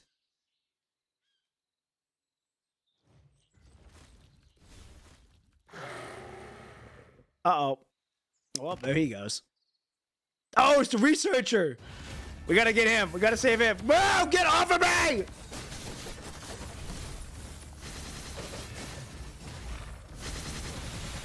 Okay, hold on. 3, yep. Bah! Get out of here. Whoa, question mark? That's interesting. Uh-oh, I'm not gonna be able to use my pings. That's unfortunate. Gotta be smart. 6, 5, 4, 2. There we go. You gotta be fucking kidding me, bro. Ah!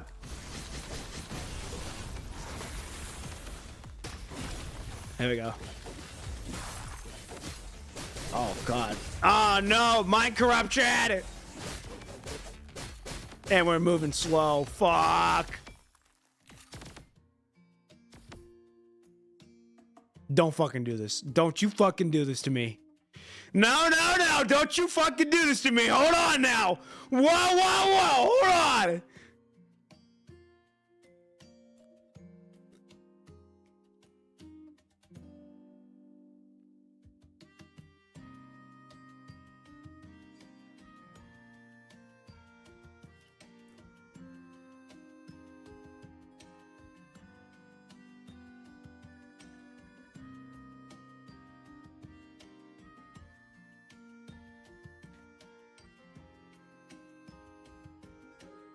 Don't you fucking tell me she's gone. Don't you fucking tell me she's going to the light.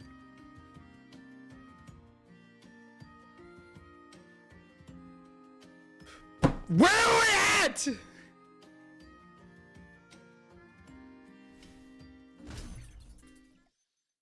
Okay.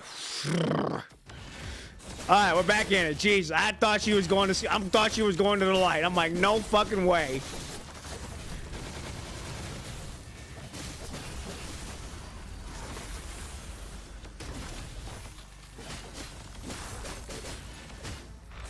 Okay. Ah, looks like we're back to normal. Well, she's at least back to normal, because now we're not being fucking hallucinated by shit.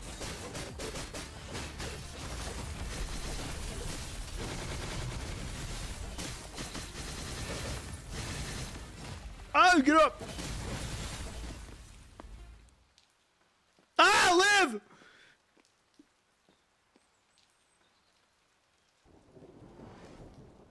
Oh, I fucking hate it.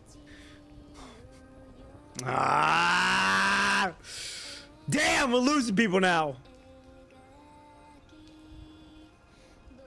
Hand fracture, multiple noticeable scratches, seems to have a mild brain injury that resulted in a temporary coma. The exact condition of the injury is unknown due to the lack of equipment. Oh boy.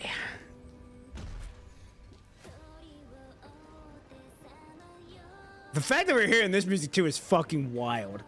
The music just becomes an added damage. Yeah, PGR shift their writing style to the character focus around Chrome chapter, and that's really good for the character development and stuff. Very true.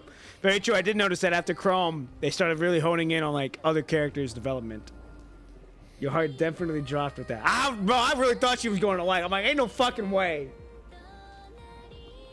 I'd recommend not skipping the in-combat dialogue. It's going to be more common going forward and will often contain lore info, which might confuse you in the next part. Okay, good to know. I'll read it. I'll read it then. Alright, control Q. Oh, he gone. Injury to the thoracic spine with multiple convoluted fractures, massive blood loss with abdominal bleeding, expected. Ooh, yeah, he gone. Yeah. Oh, he's still alive?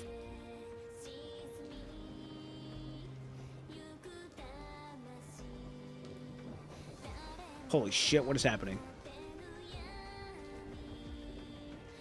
Who's left? Oh, you.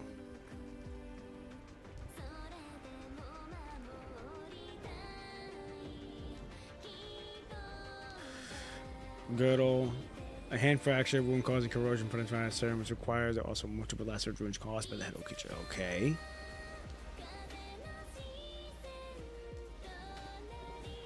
Okay. He's alive. Cool.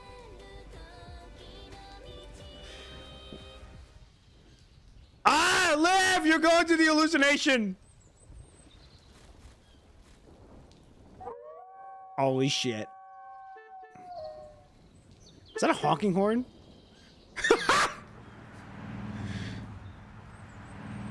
Run him over!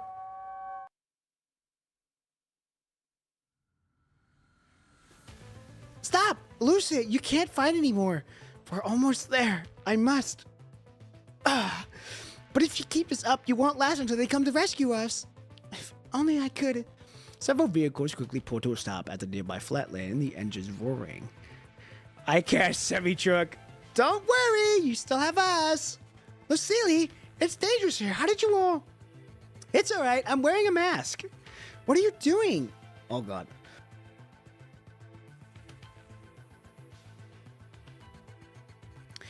We're almost there, aren't we? There's still a lot of hetero creatures up ahead. They see me rolling, they hate it. Got me riding dirty, you got me riding dirty. We may not be good fighters, but we still have our vehicles. Don't worry about us. We have our hands, our minds, and our vehicles. We can save ourselves when you all are exhausted. After you youngsters have protected me for so long, it's about time I do my part. But you need the vehicles for survival. Isn't the clean zone just up ahead? Even if we lose our vehicles, once we enter the clean zone, we can earn our money with our own hands to buy new ones. Don't worry, we wouldn't joke around with our own lives. Behind her, the refugees are quickly unloading supplies from the vehicles, filling them with dirt and sand to increase their impact. Didn't you say we should throw all this stuff into the red tide with the vehicles? Why are you even moving these cardboard boxes? Aren't they all just...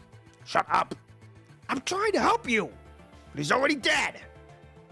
He died protecting those cardboard boxes, those heavy broken machines and his data. To him, those things might be important as our food. We can't bring him his stuff with us. At least, we should give him a chance to discover it again. Without a word, the tall man laboriously covers the worn-out machineries with large tarps. He writes the observer's name on the tarps. Ola Us. All right, let's divide the vehicles now. Living quality can help us create an opening. All we need to do is drive the vehicles through that gap. The lever on the left is an emergency release. After crashing through, pull the levers and detach yourself from the vehicle. And then boom! Maybe those monsters in red water don't fear anything, but they can't withstand fire. What we need to do is crash several large vehicles through, hitting the same spot, and then we can all get out of this hellhole. I'll drive the first one. I may be old, but I was the best driver of the team when I was younger. At least I've got one good leg left. I should be the one driving it. You take the second ton then. I'll drive one of our own vehicles. Lucille never lets me try. Now's my chance. Hey, why are you suddenly ignoring me? Lucille, didn't I just tell you to go back? I want to drive the first one. Stop it, Lucille. You need to drive the last vehicle to evacuate the others. There are still many injured waiting for the rescue. This mission isn't complicated. Just slam the pedal and speed through. We don't need you for this. But this is clearly a task for our emergency rescue team. Oh, that team of yours again? Is that name so long I can hardly remember it? Well, I'll join your team then. For a better tomorrow, sunlight shines on all Battlefield Trauma Emergency Rescue Team. Did I say it right? Count me in too. Besides, you're still waiting for Mika. You haven't seen each other in so long, right? I'm sure you will see her this time in the clean zone. When you do, remember to say hi to Mika for me. For a better tomorrow. Before Lucille could react, Germa and the young man already slipped into the vehicle's cockpit, locking the doors from inside. Are you sure about this? Don't worry. We won't be any problems. Don't underestimate us. Lucille, please take care of Lucia for now. The light mind damage has made Lucia unconscious. Worried, Liv gently puts her against a pile of supplies and follows the vehicle as it starts again. Lucille stands dazed beside Lucia. She and her vehicle have been left behind. I should be going instead. He violently pounds his leg, which are corroded with the red tide during battle. Don't worry too much. They still have that emergency release. Liv will get them all back. She's the best battlefield rescue construct. There's no emergency release. What? Our vehicles never had any emergency release. Only a self-destruct. Oh, fuck. Oh, no, man.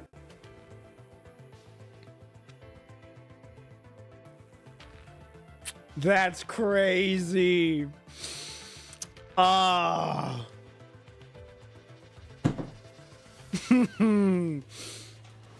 That's insane. The old leader once drove a vehicle alone to lure the corrupted away during corrupted tide. He blew them all up in the wasteland. Then why did Germa and the others still... Don't they know about this? They all know. A dull explosion echoes from the front line. They are just trying to pass on the hope of survival to more people. The punishing virus cannot defeat humanity. The hetero creatures cannot defeat humanity. And neither can the red tide. Because in moments of despair, humanity always ignites its brightest flame and their civilization continues to strive on, enduring and thriving. We need the vehicles. There's still one left. Almost there. Just a bit more.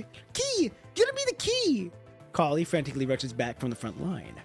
3 vehicles have already created an opening for us. We can already hear the voices of the task force coming from to support us. Just a bit more. A swarm of hetero creatures emerges from the red tide, seemingly intent on blocking their escape. Liv and Kali full force attack create a breach. The armored vehicles have blasted through the Hedo creatures, yet there's still one last wall in front of them. Before Kali could find the key, the vehicle has slowly started. Lucille, do you really think I'll be out of options after you hide my key? I'm still the vice leader of For Better Tomorrow, Sunlight, All the Better, Battlefield Trauma, Emergency Rescue Team. At some point, she had already removed her protective mask. Man, don't you fucking die! I swear if you go! No! Don't tell me she's going! The vehicle engine starts to roar. If you see Mika, please...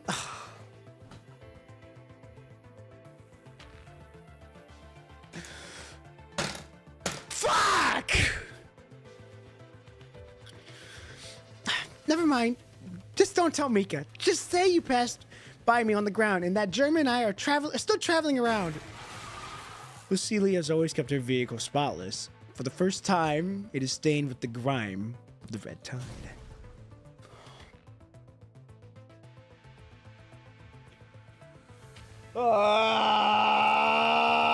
Fuck! You gotta be fucking kidding me, man! Fuck! That's a real one gone. Fuck! 07. 07 for Lucille. Gone but never forgotten. Son of a bitch! Ah! Damn, bro. Ah! Ah! Man! Ah! Brilliant flames burst into the Red Tide, likely setting off the mechanical parts of other vehicles and creating another chain of explosions. Driving her favorite vehicle, she charges into the Crimson Tide without looking back. Dreading the dazzling flames, the Hedo creatures have retreated. Daylight shines through the gloomy and rugged Hedo zone, the fervent rose finally blossoming under the sun. Grey Raven! Grey Raven, do you copy? A crystal clear voice finally comes through from Lucio's terminal, but the cheerful laughter can no longer be heard from the silent camp. That's a real one gone, ladies and gentlemen. I'll miss the big personality. We'll miss the personality. We'll miss the looks. We'll miss the abs. Man, them abs were fucking crazy, bro. We're gonna miss everything about it, ladies and gentlemen. 07. We lost a real one. Lost a real one today. God damn. Alright, here we go. Episode 14. Embers of the Stars. This is a valid sequence. Record the numbers. Has the re-examined report of Teddy come out? No other issues. Her adaptation is quite high. When applied to the external interference model, this is a test model that can stably increase the adaptability rate of about 0.8%. Why is Mika still working? She's really going all out. I heard she had a childhood friend on the ground who wasn't compatible with the construct conversion process and didn't want to abandon the rest of their refugee group. She always wanted to exchange her research outcome for privileges to bring them to Babylonia, or at least send them to the conservation areas within the core of Clean Zone. That's tough. Oh, so is that so? She's never mentioned it before. You jinxed it as soon as you saw it. You hoped she would not die. Pretty much. The moment I said I hope she doesn't die, that's when her fate was sealed. That's so sad. You know what? We gotta keep moving, though, eh? You know, we gotta keep moving. We mourn, but we have to keep moving forward. She's looking this way. There's a problem with this function. I'll recalculate and integrate the error data. She pretends not to hear the researchers' discussions. The external interference module of the Enver device is gradually being perfected. Although it still does not fit most people, it can indeed temporarily enhance constructs with a stable mind. She has never been a person without desires. She only stays in the Cosmos Technicians on Union for the Enver device research because her mentor promised that once they are resolved, she could bring Lucille and the others into the Clean Zone or directly into Babylonia. Just a little longer. That is so sad. She lowers her eyes and continues calculating the data. Aside from the ongoing development of the external module of the Enver device, dozens of projects with a validation rate of 50% are being conducted simultaneously within the Science Console's testing grounds. Is your brain full of coffee-flavored electrolyte? Only rookies would make such a mistake. The PGR construct girl taps the terminal screen with frustration, circling the highlighted row. Sorry, I just rest if you're tired. You know better. Wait, you better know how much time I wasted checking this line you incorrectly replaced. Thank you. Did the modification go well? There shouldn't be any issues, or else she wouldn't be this energetic. Has my ground mission application been approved, Captain Karenina? I still need to think about it. What ground mission? Teddy's gone insane. She applied to explore the Hetero Zone near Reactor 1. I can't verify those 2 threshold values here. We might never get the correct data just by using punishing virus samples from Babylonia. Besides, when I submitted my application, I also saw another 2 identical applications. Don't tell me.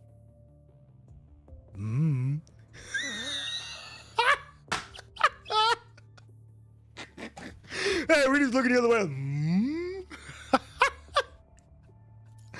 Oh. Even though you and Lee's application have not been approved yet, there's always a way. You know, even if you don't approve my application, I have my own solution. You were the one who always claims to be technician. That place is really dangerous. You don't like battles, do you? I don't like to fight, but that doesn't mean I can't fight.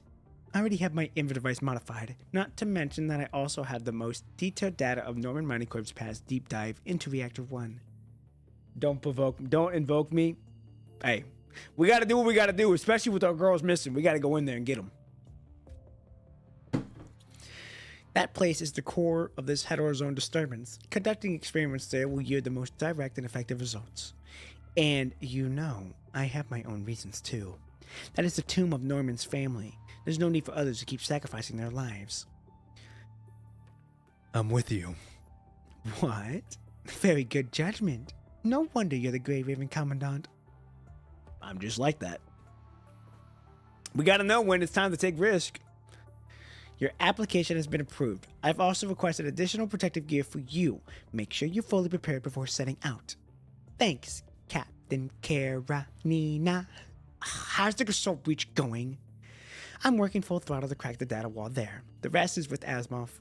A cup of cold coffee sits ignored on the table as Asimov types rapidly on the terminal screen. The data wall in this breach is made very complex code. Even Asimov and I can't understand some logical components. Those things seem to refer to Gasolt's foundational database. They have installed multiple security storage footage units within the restraints sent by the Science Council, completely locking the information stored within. Based on the protocol cracked from the breach, I've deciphered that part of this application programs, but I can't fully bypass the data wall. I can hijack them using the lower level protocol, but Gasolt's database might activate its protection systems and get damaged. Without seeing Gasolt's database code, I can't determine the extent of the potential damage. I'm still not inclined to crack it with force. The last time we did a routine check on Gasolt, I asked, but Gasolt refused to calculate the possibility of breaking the data wall. For what reason? The tower. What? I asked 3 times, but Gasolt only gave me one reason. Destruction? Yes. I've reviewed all related themes and concepts about the tower and reached the same conclusion as you. What? Is Gasolt actually a mystic? Mystic? Mythic? Yeah. Feels like it's foreshadowing something. After what happened in Kowloon, I wouldn't recommend fully trusting Gasolt. We still need to rely on Gasolt for calculations, but... Poppin' P! Seeing Silica's anxious expression, a wave of unease washes over you. Oh boy. Is there news from Lucia and Liv? We've established contact with Grey Raven. Lucia and Liv had rendezvous with the task force at the edge of the Hetero Zone. But the Red Tide is still expanding. Based on the data and intel they've uploaded, the Red Tide developed its own will. Asimov furrows his brow while reading the information Silica sent. I anticipated this might happen, but I didn't expect it to be so soon. Damn it, what the hell is that thing? Oh boy, we're about to look at the 8-legged thing. Oh, never mind, we're looking at Cradle. The transmitted footage shows a girl wearing a green cloak standing in the shadowy forest. Cradle? Is this the one you mentioned before? A chilling sense of unease explodes in your nerves. The figure of a young girl gradually emerges above the running blood. This is the 3rd time we've met each other, Poppin' P. She courtesies in almost the same way as last time. Just like in this video clip. It really is her. Carefree Dot, hello, hello.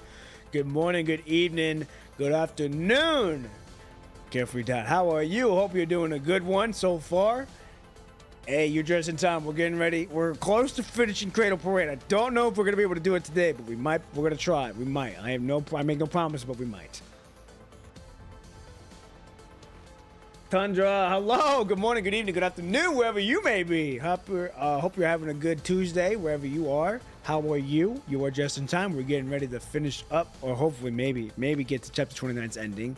Didn't know if anyone live streamed story progress. Oh yeah, hey, someone's got to do it. Someone's got to do the story, and that might as well be me. You know, I like this story. I've been a fan. I've been a day one player of PGR. I've always liked the game. Always liked the characters. Like the style of animations and fighting style. So, and I've wanted to get more invested into the story because I'm writing my own story for this channel. I do now. If you're new, I do short films on the story. I do short films of PGR. And then I stream the story, and then I also make shorts of the story. So, I'm giving y'all the whole package of this game. So yeah, the aura she has, whatever she pulls, is up to 100, pretty much.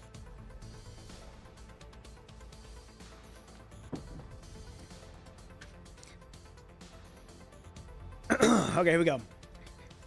Seeing P1's reactions of story speak. Yes, I was gonna say I'm also doing story blind. I am going in blind playthrough. Don't know any of the characters, don't know any of the bosses upcoming and all that. So I'm going in blind. So any of the reactions that you do see are very authentic, very real, raw, and that's just who I am. So if you are new here, I do ask for no spoilers, please. All right, here we go. After the conflict between Babylonia and the Forsaken, you found a report of this matter. However, when the task force was dispatched to the monk location, there were no traces of the Red Tide. After a thorough investigation of the surroundings confirmed no signs of the Hetero creatures, the report was temporarily shelved. The direction of the transmitted data is where the second batch of Norman Mining Corp Heralds were deployed. Isn't the second batch of Heralds supposed to depart in 2 days? Are you that out of the loop? They probably already landed by now. Fill them in on later. I'm heading down to meet Lucia and Liv. Your ground mission application has been approved. Check your terminal. The Army has issued an emergency mission deploying all nearby task forces for a saturated rescue. In addition, you and Lee are to immediately descend to Babylonia to support Grey Raven, Lucia's, and Liv. Got it. I'm going too. Captain, I've just resubmitted my application. I changed the date to the day. Hey, you can't stop messing around with the Engineering Force internal application system. Just approve it already. Pop and P, how about giving me a lift? No problem. You won't slow us down though, right? You don't seriously think just a weak geek. I'm just a weak geek, do you? Well then come on then, let's roll. Lee, we'll depart from the Grey River Lounge. You will meet directly at the You will meet directly at the spaceport. Speaking of which, Mika, I've left plans for both Starcharts in your terminal. When I'm back, we'll know whether it's Plan A or Plan B. Let's go. Hell yeah, we moving quick. We moving with efficiency. It's been a long time since my last ground mission. Really? When was that? The last one was probably when I just joined the engineering force.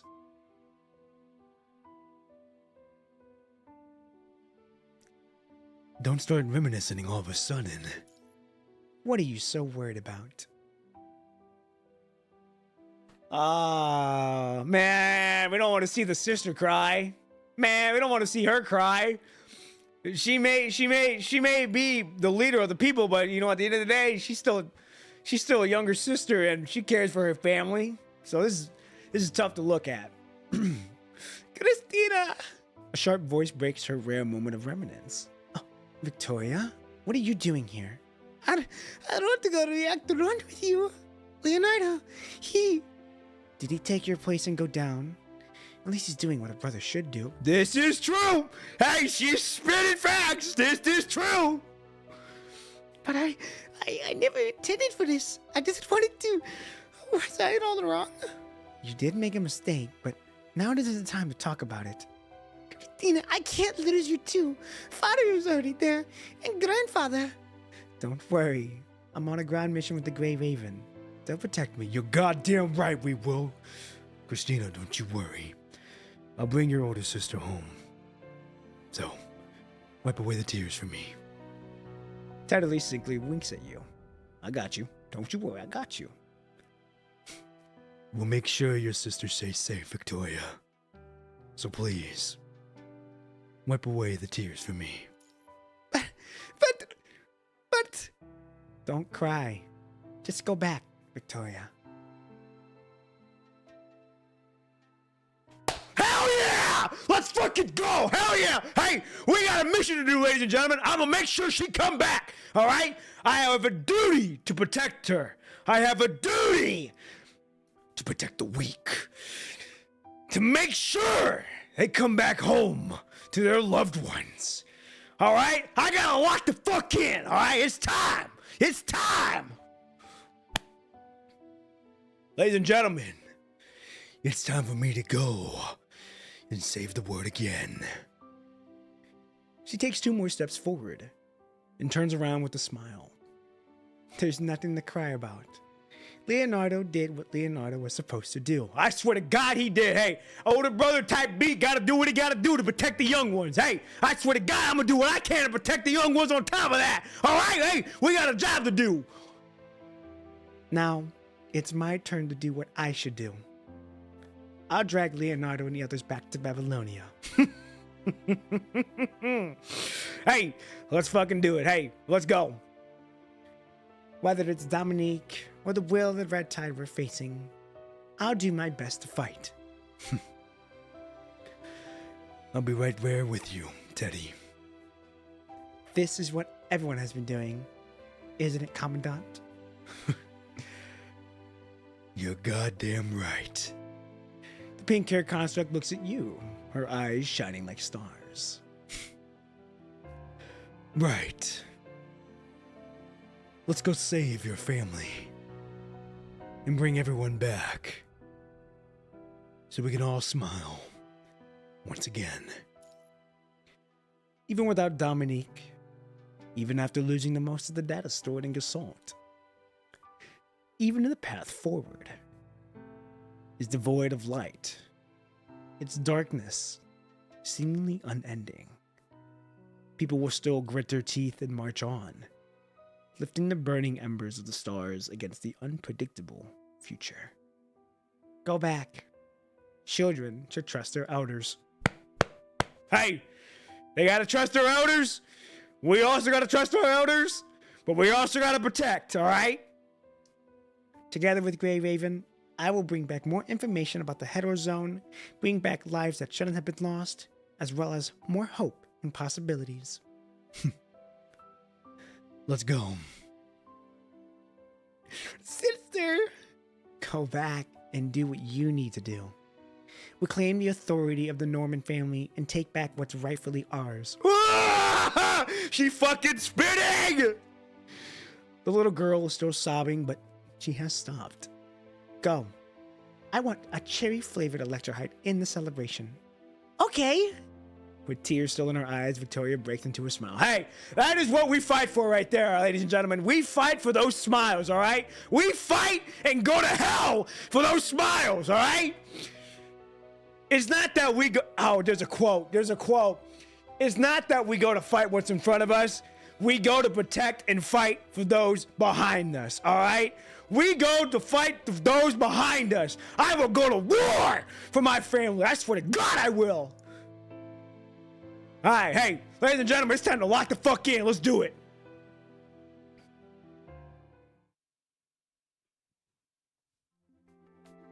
Sitting on the transport shuttle, Teddy keeps tapping on her terminal. Are there even signals on the shuttle? There can be if you know the way. Wait, I'm not breaking any rules. She glances warily at you and Lee. I don't have a habit of reporting others. Me neither, so you're fine. I need to make some arrangements. Can't really let Victoria face those old folks as a supervisor board alone. That is true. You gotta have someone to protect her. I swear to God, that's first rule right there. Leonardo left some things with me earlier. She focuses intently on the terminal screen, unconsciously biting her lip. Don't worry. They'll be fine, Teddy. The words might be simple, but perhaps they can at least bring her a sliver of comfort. Thanks, Pop and P. And thank you for speaking up for me earlier. It's what I do. I also have a family that I need to look out for. Even if they are missing. Our grandfather had been using Victoria to keep Leonardo and me in check since we were young. She was always kept in the sanctum. I tried to get her out, but failed every time. She's very insecure. I understand why she follows our grandfather's orders, seizing power from Leonardo and rebooting Project Herald. Grandfather has shaped her in the way that she doesn't have a clear sense of right and wrong. She only knows what needs to be done to achieve her goals. I can't wait to do a fucking long form on this chapter, ladies and gentlemen. The story I'm already cooking up already. I can't wait. But I gotta wait till this is done so I can get started on it.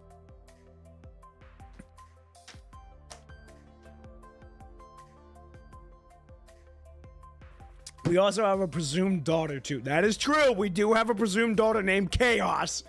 I don't know shit about her on top of that, but I do know we have a presumed daughter. The bumpy silhouette hides a glimmer of tears in her eyes. And Leonardo, he always thinks he can grow into a tree that shelters us, hoping Victoria and I could live blissfully ignorant lives. You can't blame him, though. I mean, you can't blame him from wanting to protect you guys. He has to be the oak tree that keeps the rain away from you guys. Now, granted, lightning does strike a tree, so it does do some work. However, as long as the tree can protect the majority, he's doing all right. How can that be possible, stupid brother? Teddy, there's still time. Huh? What? You still have time. To teach your sister raised too radically, or to scold a brother who tried to hide everything. There are too many regrets in this world, but there's still time to fix everything. Of course. Teddy rubs her cheeks and smiles once more. Phew, it's been a while since I fenced it down. Anyway, thank you, Pop and P. It's what I do. Now that I think about it, the Commandant of Grey Raven sure has a way with words. How about joining the engineering force as my assistant? I'm flattered, but you will unfortunately have to go through Lee, Lucian, and Liv to try to convince him on that. Does a vice captain of engineering force get to have an assistant now? I can pay out of my own pocket. After all, I am the eldest daughter of the Norman Mining Corp. Oh, that's fucking funny. After returning to the meeting room, Victoria's mind is still lingering on the receding figures of her sister and the two Raven Grey members. She bites her lower lip. She knows what she needs to do now. When she was very young, so young she was still learning to speak, she always remembered two people coming to play with her. The butler called them Young Master and Young Lady. She flexed on her cash money. I mean, she really is. She got that money just as much as Chu got that money.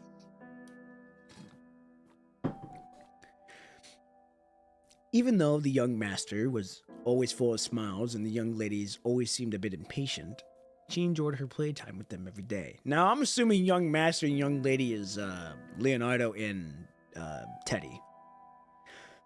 Then, one day, the butler suddenly took her away from the room she used to live. The butler told her she was sick and needed long-term care. From then on, her brother and sister could only visit her at fixed times each week. Her brother grew more silent, and her sister's expression more grave.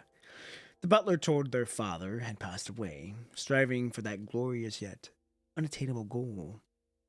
She couldn't understand anything the butler said, but all her crying and tantrums were to no avail. Later, his sister disappeared. That's fucked. That's fucked. Where did sister go? She went to work. Her brother, wearing a floral shirt, gave this answer.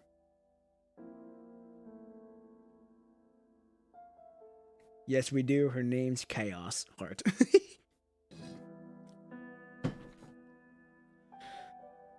Christina betrayed our family. You must become better, Victoria. You'll become better herald, a better Dominique. Grandfather. Let me tell you a story.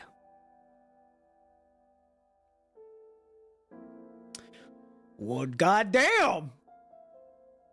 I'm assuming this is all of them together in one room with Charles there?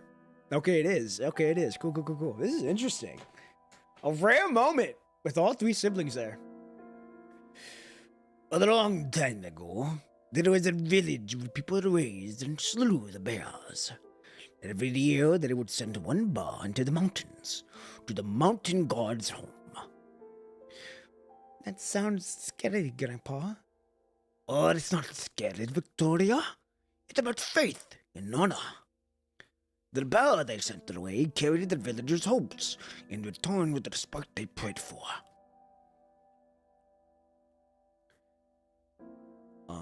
I'm assuming this is their father. You remember what I told you about the life and the hardships we endured for you. Now that you are time to fulfill your duty. No, it's not. This is the grandpa. Now that it's your turn to fulfill your duty, don't forget what I taught you and want you to do. To the gods and tell the gods to grant us wealth. No, this is the bear talking. Sorry. Ask the gods to give us prey. We give you food, joy, and wealth. Not all.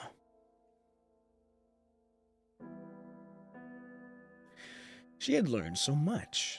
She discovered what Project Herod was, the sacrifices her father made, and why her sister left Norman. No one wants to live as another shadow, and nobody is born with the destiny to be a herald. Originally, she intended to take everything down to hell with her, but her brother and sister stood by her side, even when she was mired and despaired. The fact that she was even thinking about this too, it goes to show how, like, mature she had to really be quickly. Now,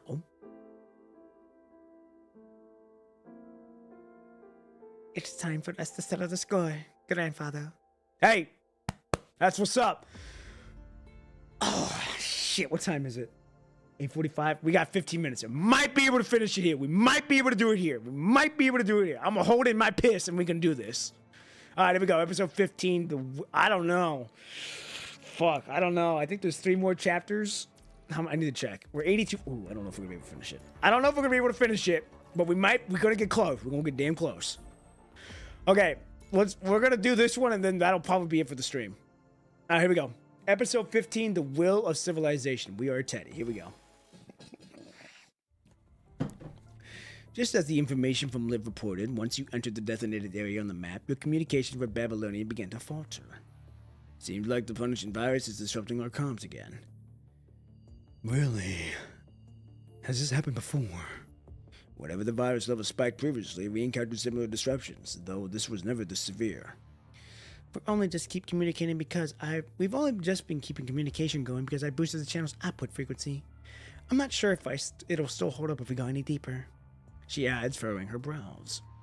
I wonder how the earliest heralds managed to venture so deep under these conditions. The virus levels are unusually high here, likely because Cradle was manipulating the Herald Zone to expand its territory. I checked the data, and after they shut down Reactor 1, the punishing virus levels relatively stayed for a long time. Normally, constructs couldn't get all the way to the core, but they could get pretty close to the edge. Detect signals of life ahead. Pushing aside the grass, Leonardo and several other heralds are lying unconscious there. Leonardo! They're still alive. We can get them out in time. But we don't have any transport. Shh. Listen. The bushes rustle and soon a pink construct steps out from the dimly lit forest. Wait, hold on. What? The bushes rustle and a pink construct. Oh! Liv! Commandant! Fantastic! We finally found the right way! Lucia, it's safe over here!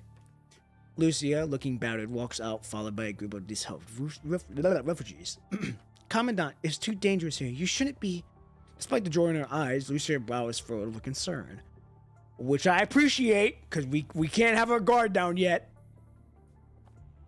We'll find a way out. What should we do next? There are so many refugees here. We should get some rest first, or you should get some rest first. It's been a long time since I've seen... Oh, wait. It's been a long time since I've seen Lucia this badly injured. This area is on the outskirts of the Hetero Zone. We've been moving fast, but The red tide keeps chasing us with a clear purpose, like we're driven by that will called Cradle.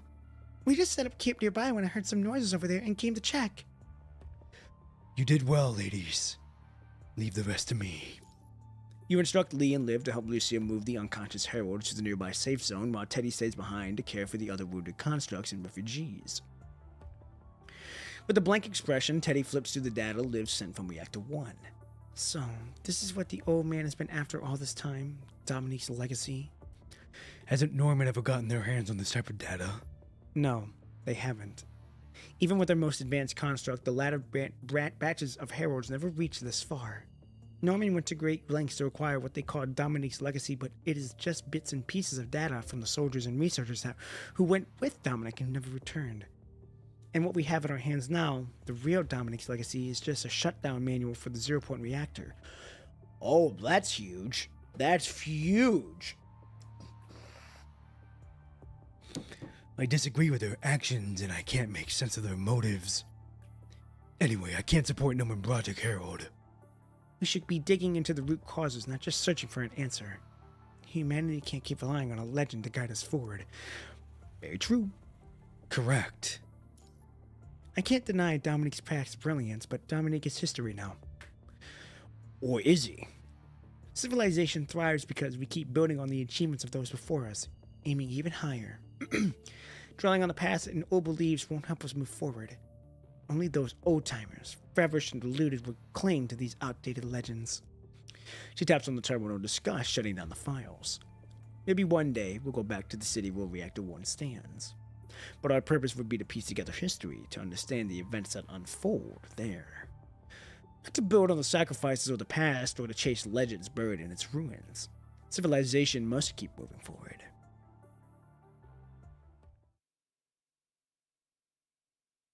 Oh my. A red wind blows quietly carrying the thin mist. Ah, a new outsider arrives. Christina, is that your name? We don't quite resemble the person in this memory. Who's speaking? Teddy, what's wrong? Camp is silent, the weary refugees and construct deep in sleep, all under the careful watch of the guards. Didn't you hear that? No, I did not. It's you, Poppin' P. In accordance with the human etiquette, I greet you. And to this lady here, Miss Christina. You may call me Cradle, as per your traditions.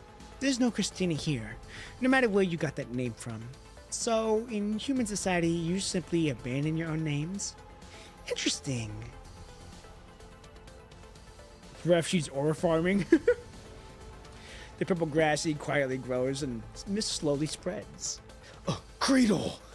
Are you angry? An eerie, innocent smile appears on the girl's face. You are merely leftover remnants, so fragile that you would be even washed away in the world of the red tide. Yet even insignificant specks like you can get offended by my words, right?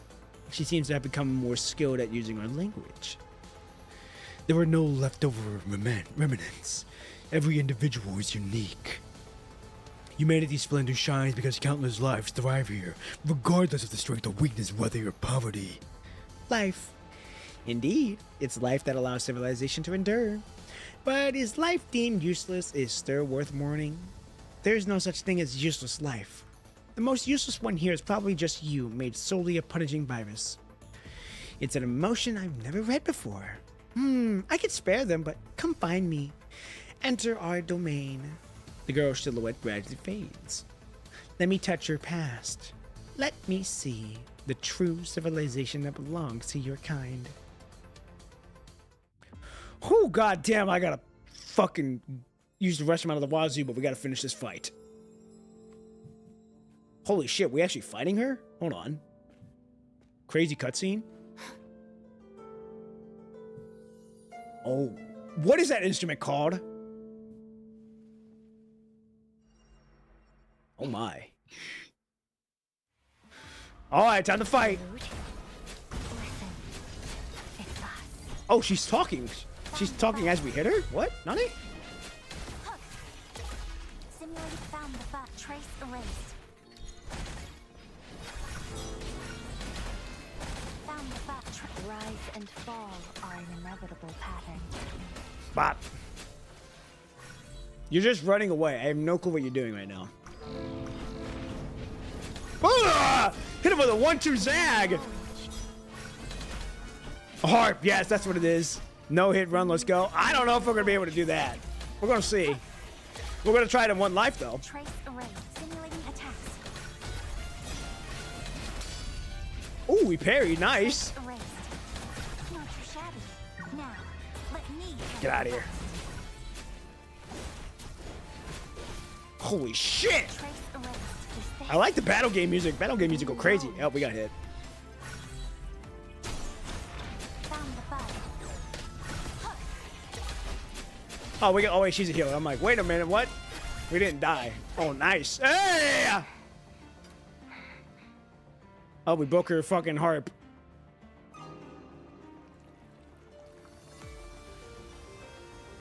Oh, dude, this music. Uh oh, we're frozen. No, why are we frozen? Okay. Hey! Hey! Whoa. Whoa! Ah! It's Cecily! It's okay, Impact Cecily! PGR edition! Uh-oh. Blossom together. Oh! Crazy POV. Found the bug. Let's fucking do it. A glitch.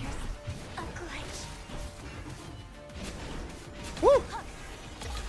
Whose turn is it this time? After a hit, found the bug. Not too shabby. Now, let me handle the rest. Nice.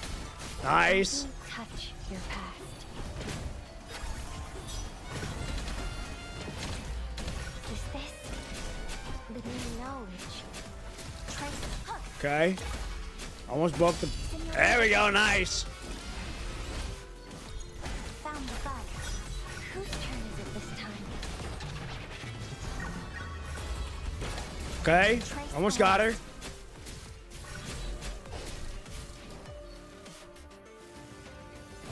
Woo! A glitch. Hook. Found the bug. Is this the new knowledge? Oh! Damn it. Not too shabby. Now, 1 of 150. Oh, we got her. Ooh! Nice. Fucking gave it a paw.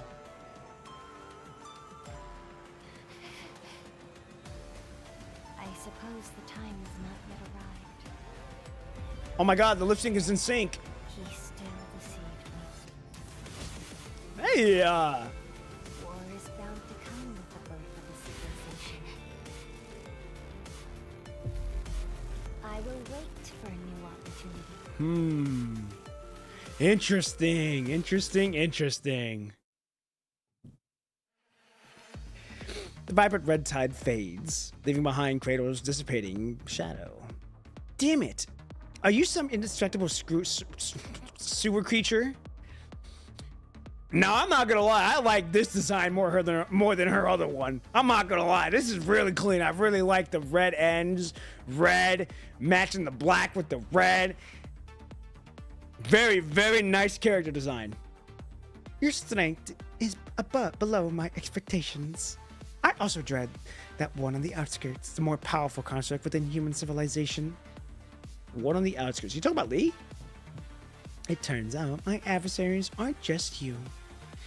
Is this the power of inherited civilization? It's about inheritance and pioneering concepts that are beyond the grasp of a single-celled organism like you, created from the punishing virus. Perhaps you're right. Civilization needs deeper roots to truly thrive. I will leave and return to the hetero zone. Take this. It's both a gift and a sign of my respect to you humans. You won't achieve what you're hoping for. Why's that? Human societies are cold and unforgiving. Missing the wild freedom and acceptance, I will record human civilization and breed a better world. Even though he has misled me, the story isn't finished yet. He's intriguing consciousness, and perhaps he hopes for a different ending. I'm gonna go on a limb. I'm gonna go on a limb and say that she's talking about Dominique Cube, the Cube Dominique. But I'm open to more conversation like this with you. Farewell. Wait! Before the words could fall, the red girl had already turned into a phantom, vanishing into the depths of the debilitated building. She got away. Never mind, we won't catch her anyway. Whoo! Fuck! As the will of the red tide, she can disappear and reappear as long as long as she's in the hero zone.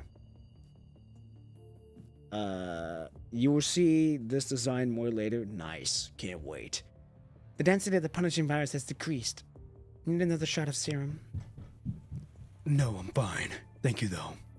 Are you sure you can handle it? Never mind. You're the Graveyard Commandant. You'll be fine. Goddamn right I will be.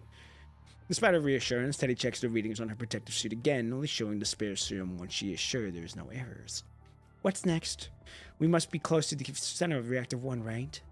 Let's take a look around. Since Grado has returned and we have our Since Grado has retreated and we have our protective suits, the density of the punishing virus is manageable. Now that we're here, we might as well explore the area. Oh, please. Please. Okay, I'm not gonna be able to hold this. I'll be back. I tried, chat. This one's hurting. Ah! Ah! Ah!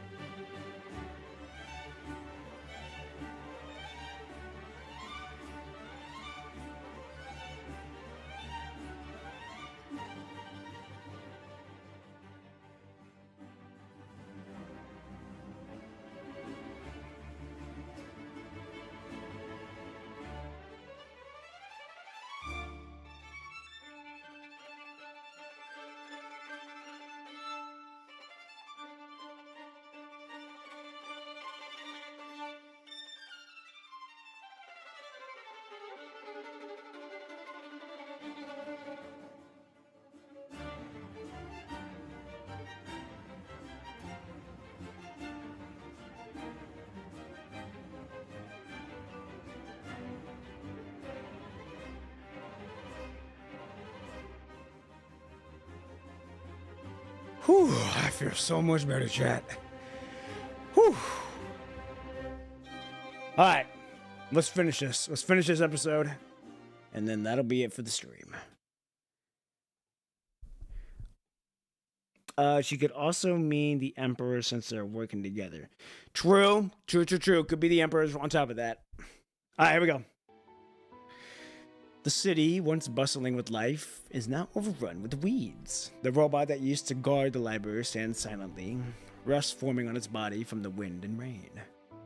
In the future, if humanity completely disappears from Earth, could it end up like this? I mean, it is a possibility. You really think so? But we'll always come back. Yeah. We'll always come back. This is our homeland. Our civilization won't end here. Yes. Though time and time again, we may fall. But we get back up no matter what. Continuing to move forward. And blazing our path forward. The punishing virus sweeps across Earth, devouring everything that humanity has spent thousands of years building. In places like the city around Reactor 1, the virus has completely taken over. possibly even given rise to alien civilizations. However, more significantly, humans have established new strongholds bit by bit. Exiled in the depths of space, our compatriots refuse to settle down comfortably. They are drawn back to the lands they love like moths to a flame. Perhaps some people have forgotten their purpose, and perhaps more have considered Earth as part of history. But there will always be those who remember Earth as our eternal homeland, the cradle of human civilization. Is this us speaking? It is. Oh, my fault. Well, we're gonna, I'll reread it. The punishing virus sweeps across Earth, devouring everything that humanity has spent thousands of years building. In places like the city around Reactor 1, the virus has completely taken over, possibly even given rise to avian civilizations. However, more significantly, humans have established a new stronghold bit by bit. Exiled in the depths of space, our compatriots refuse to settle down comfortably.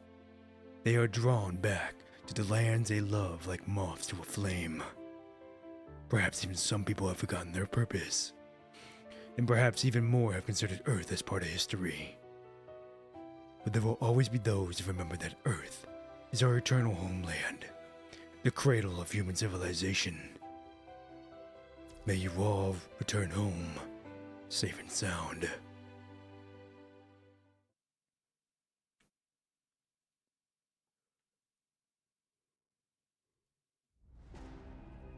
The terminal is disrupted by an overly high concentration of the punishing virus, with the virtual image flickering in and out, sometimes clear, sometimes blurry. So, it failed after all. Looks like you saw this coming. I said it before. Neither of us had any good intentions. It's just about using each other. I thought the timing was right, but it seems it's still not enough. Maybe I should explore other ways to strengthen our foundation? I still need to read more stories. Maybe I'll seek other help or take a different path. Well, we will meet again. The wind gradually subsided. The girl in the green cloak sits amidst the red tide, slowly turning a new page. All right. Ladies and gentlemen. Really good. Really good.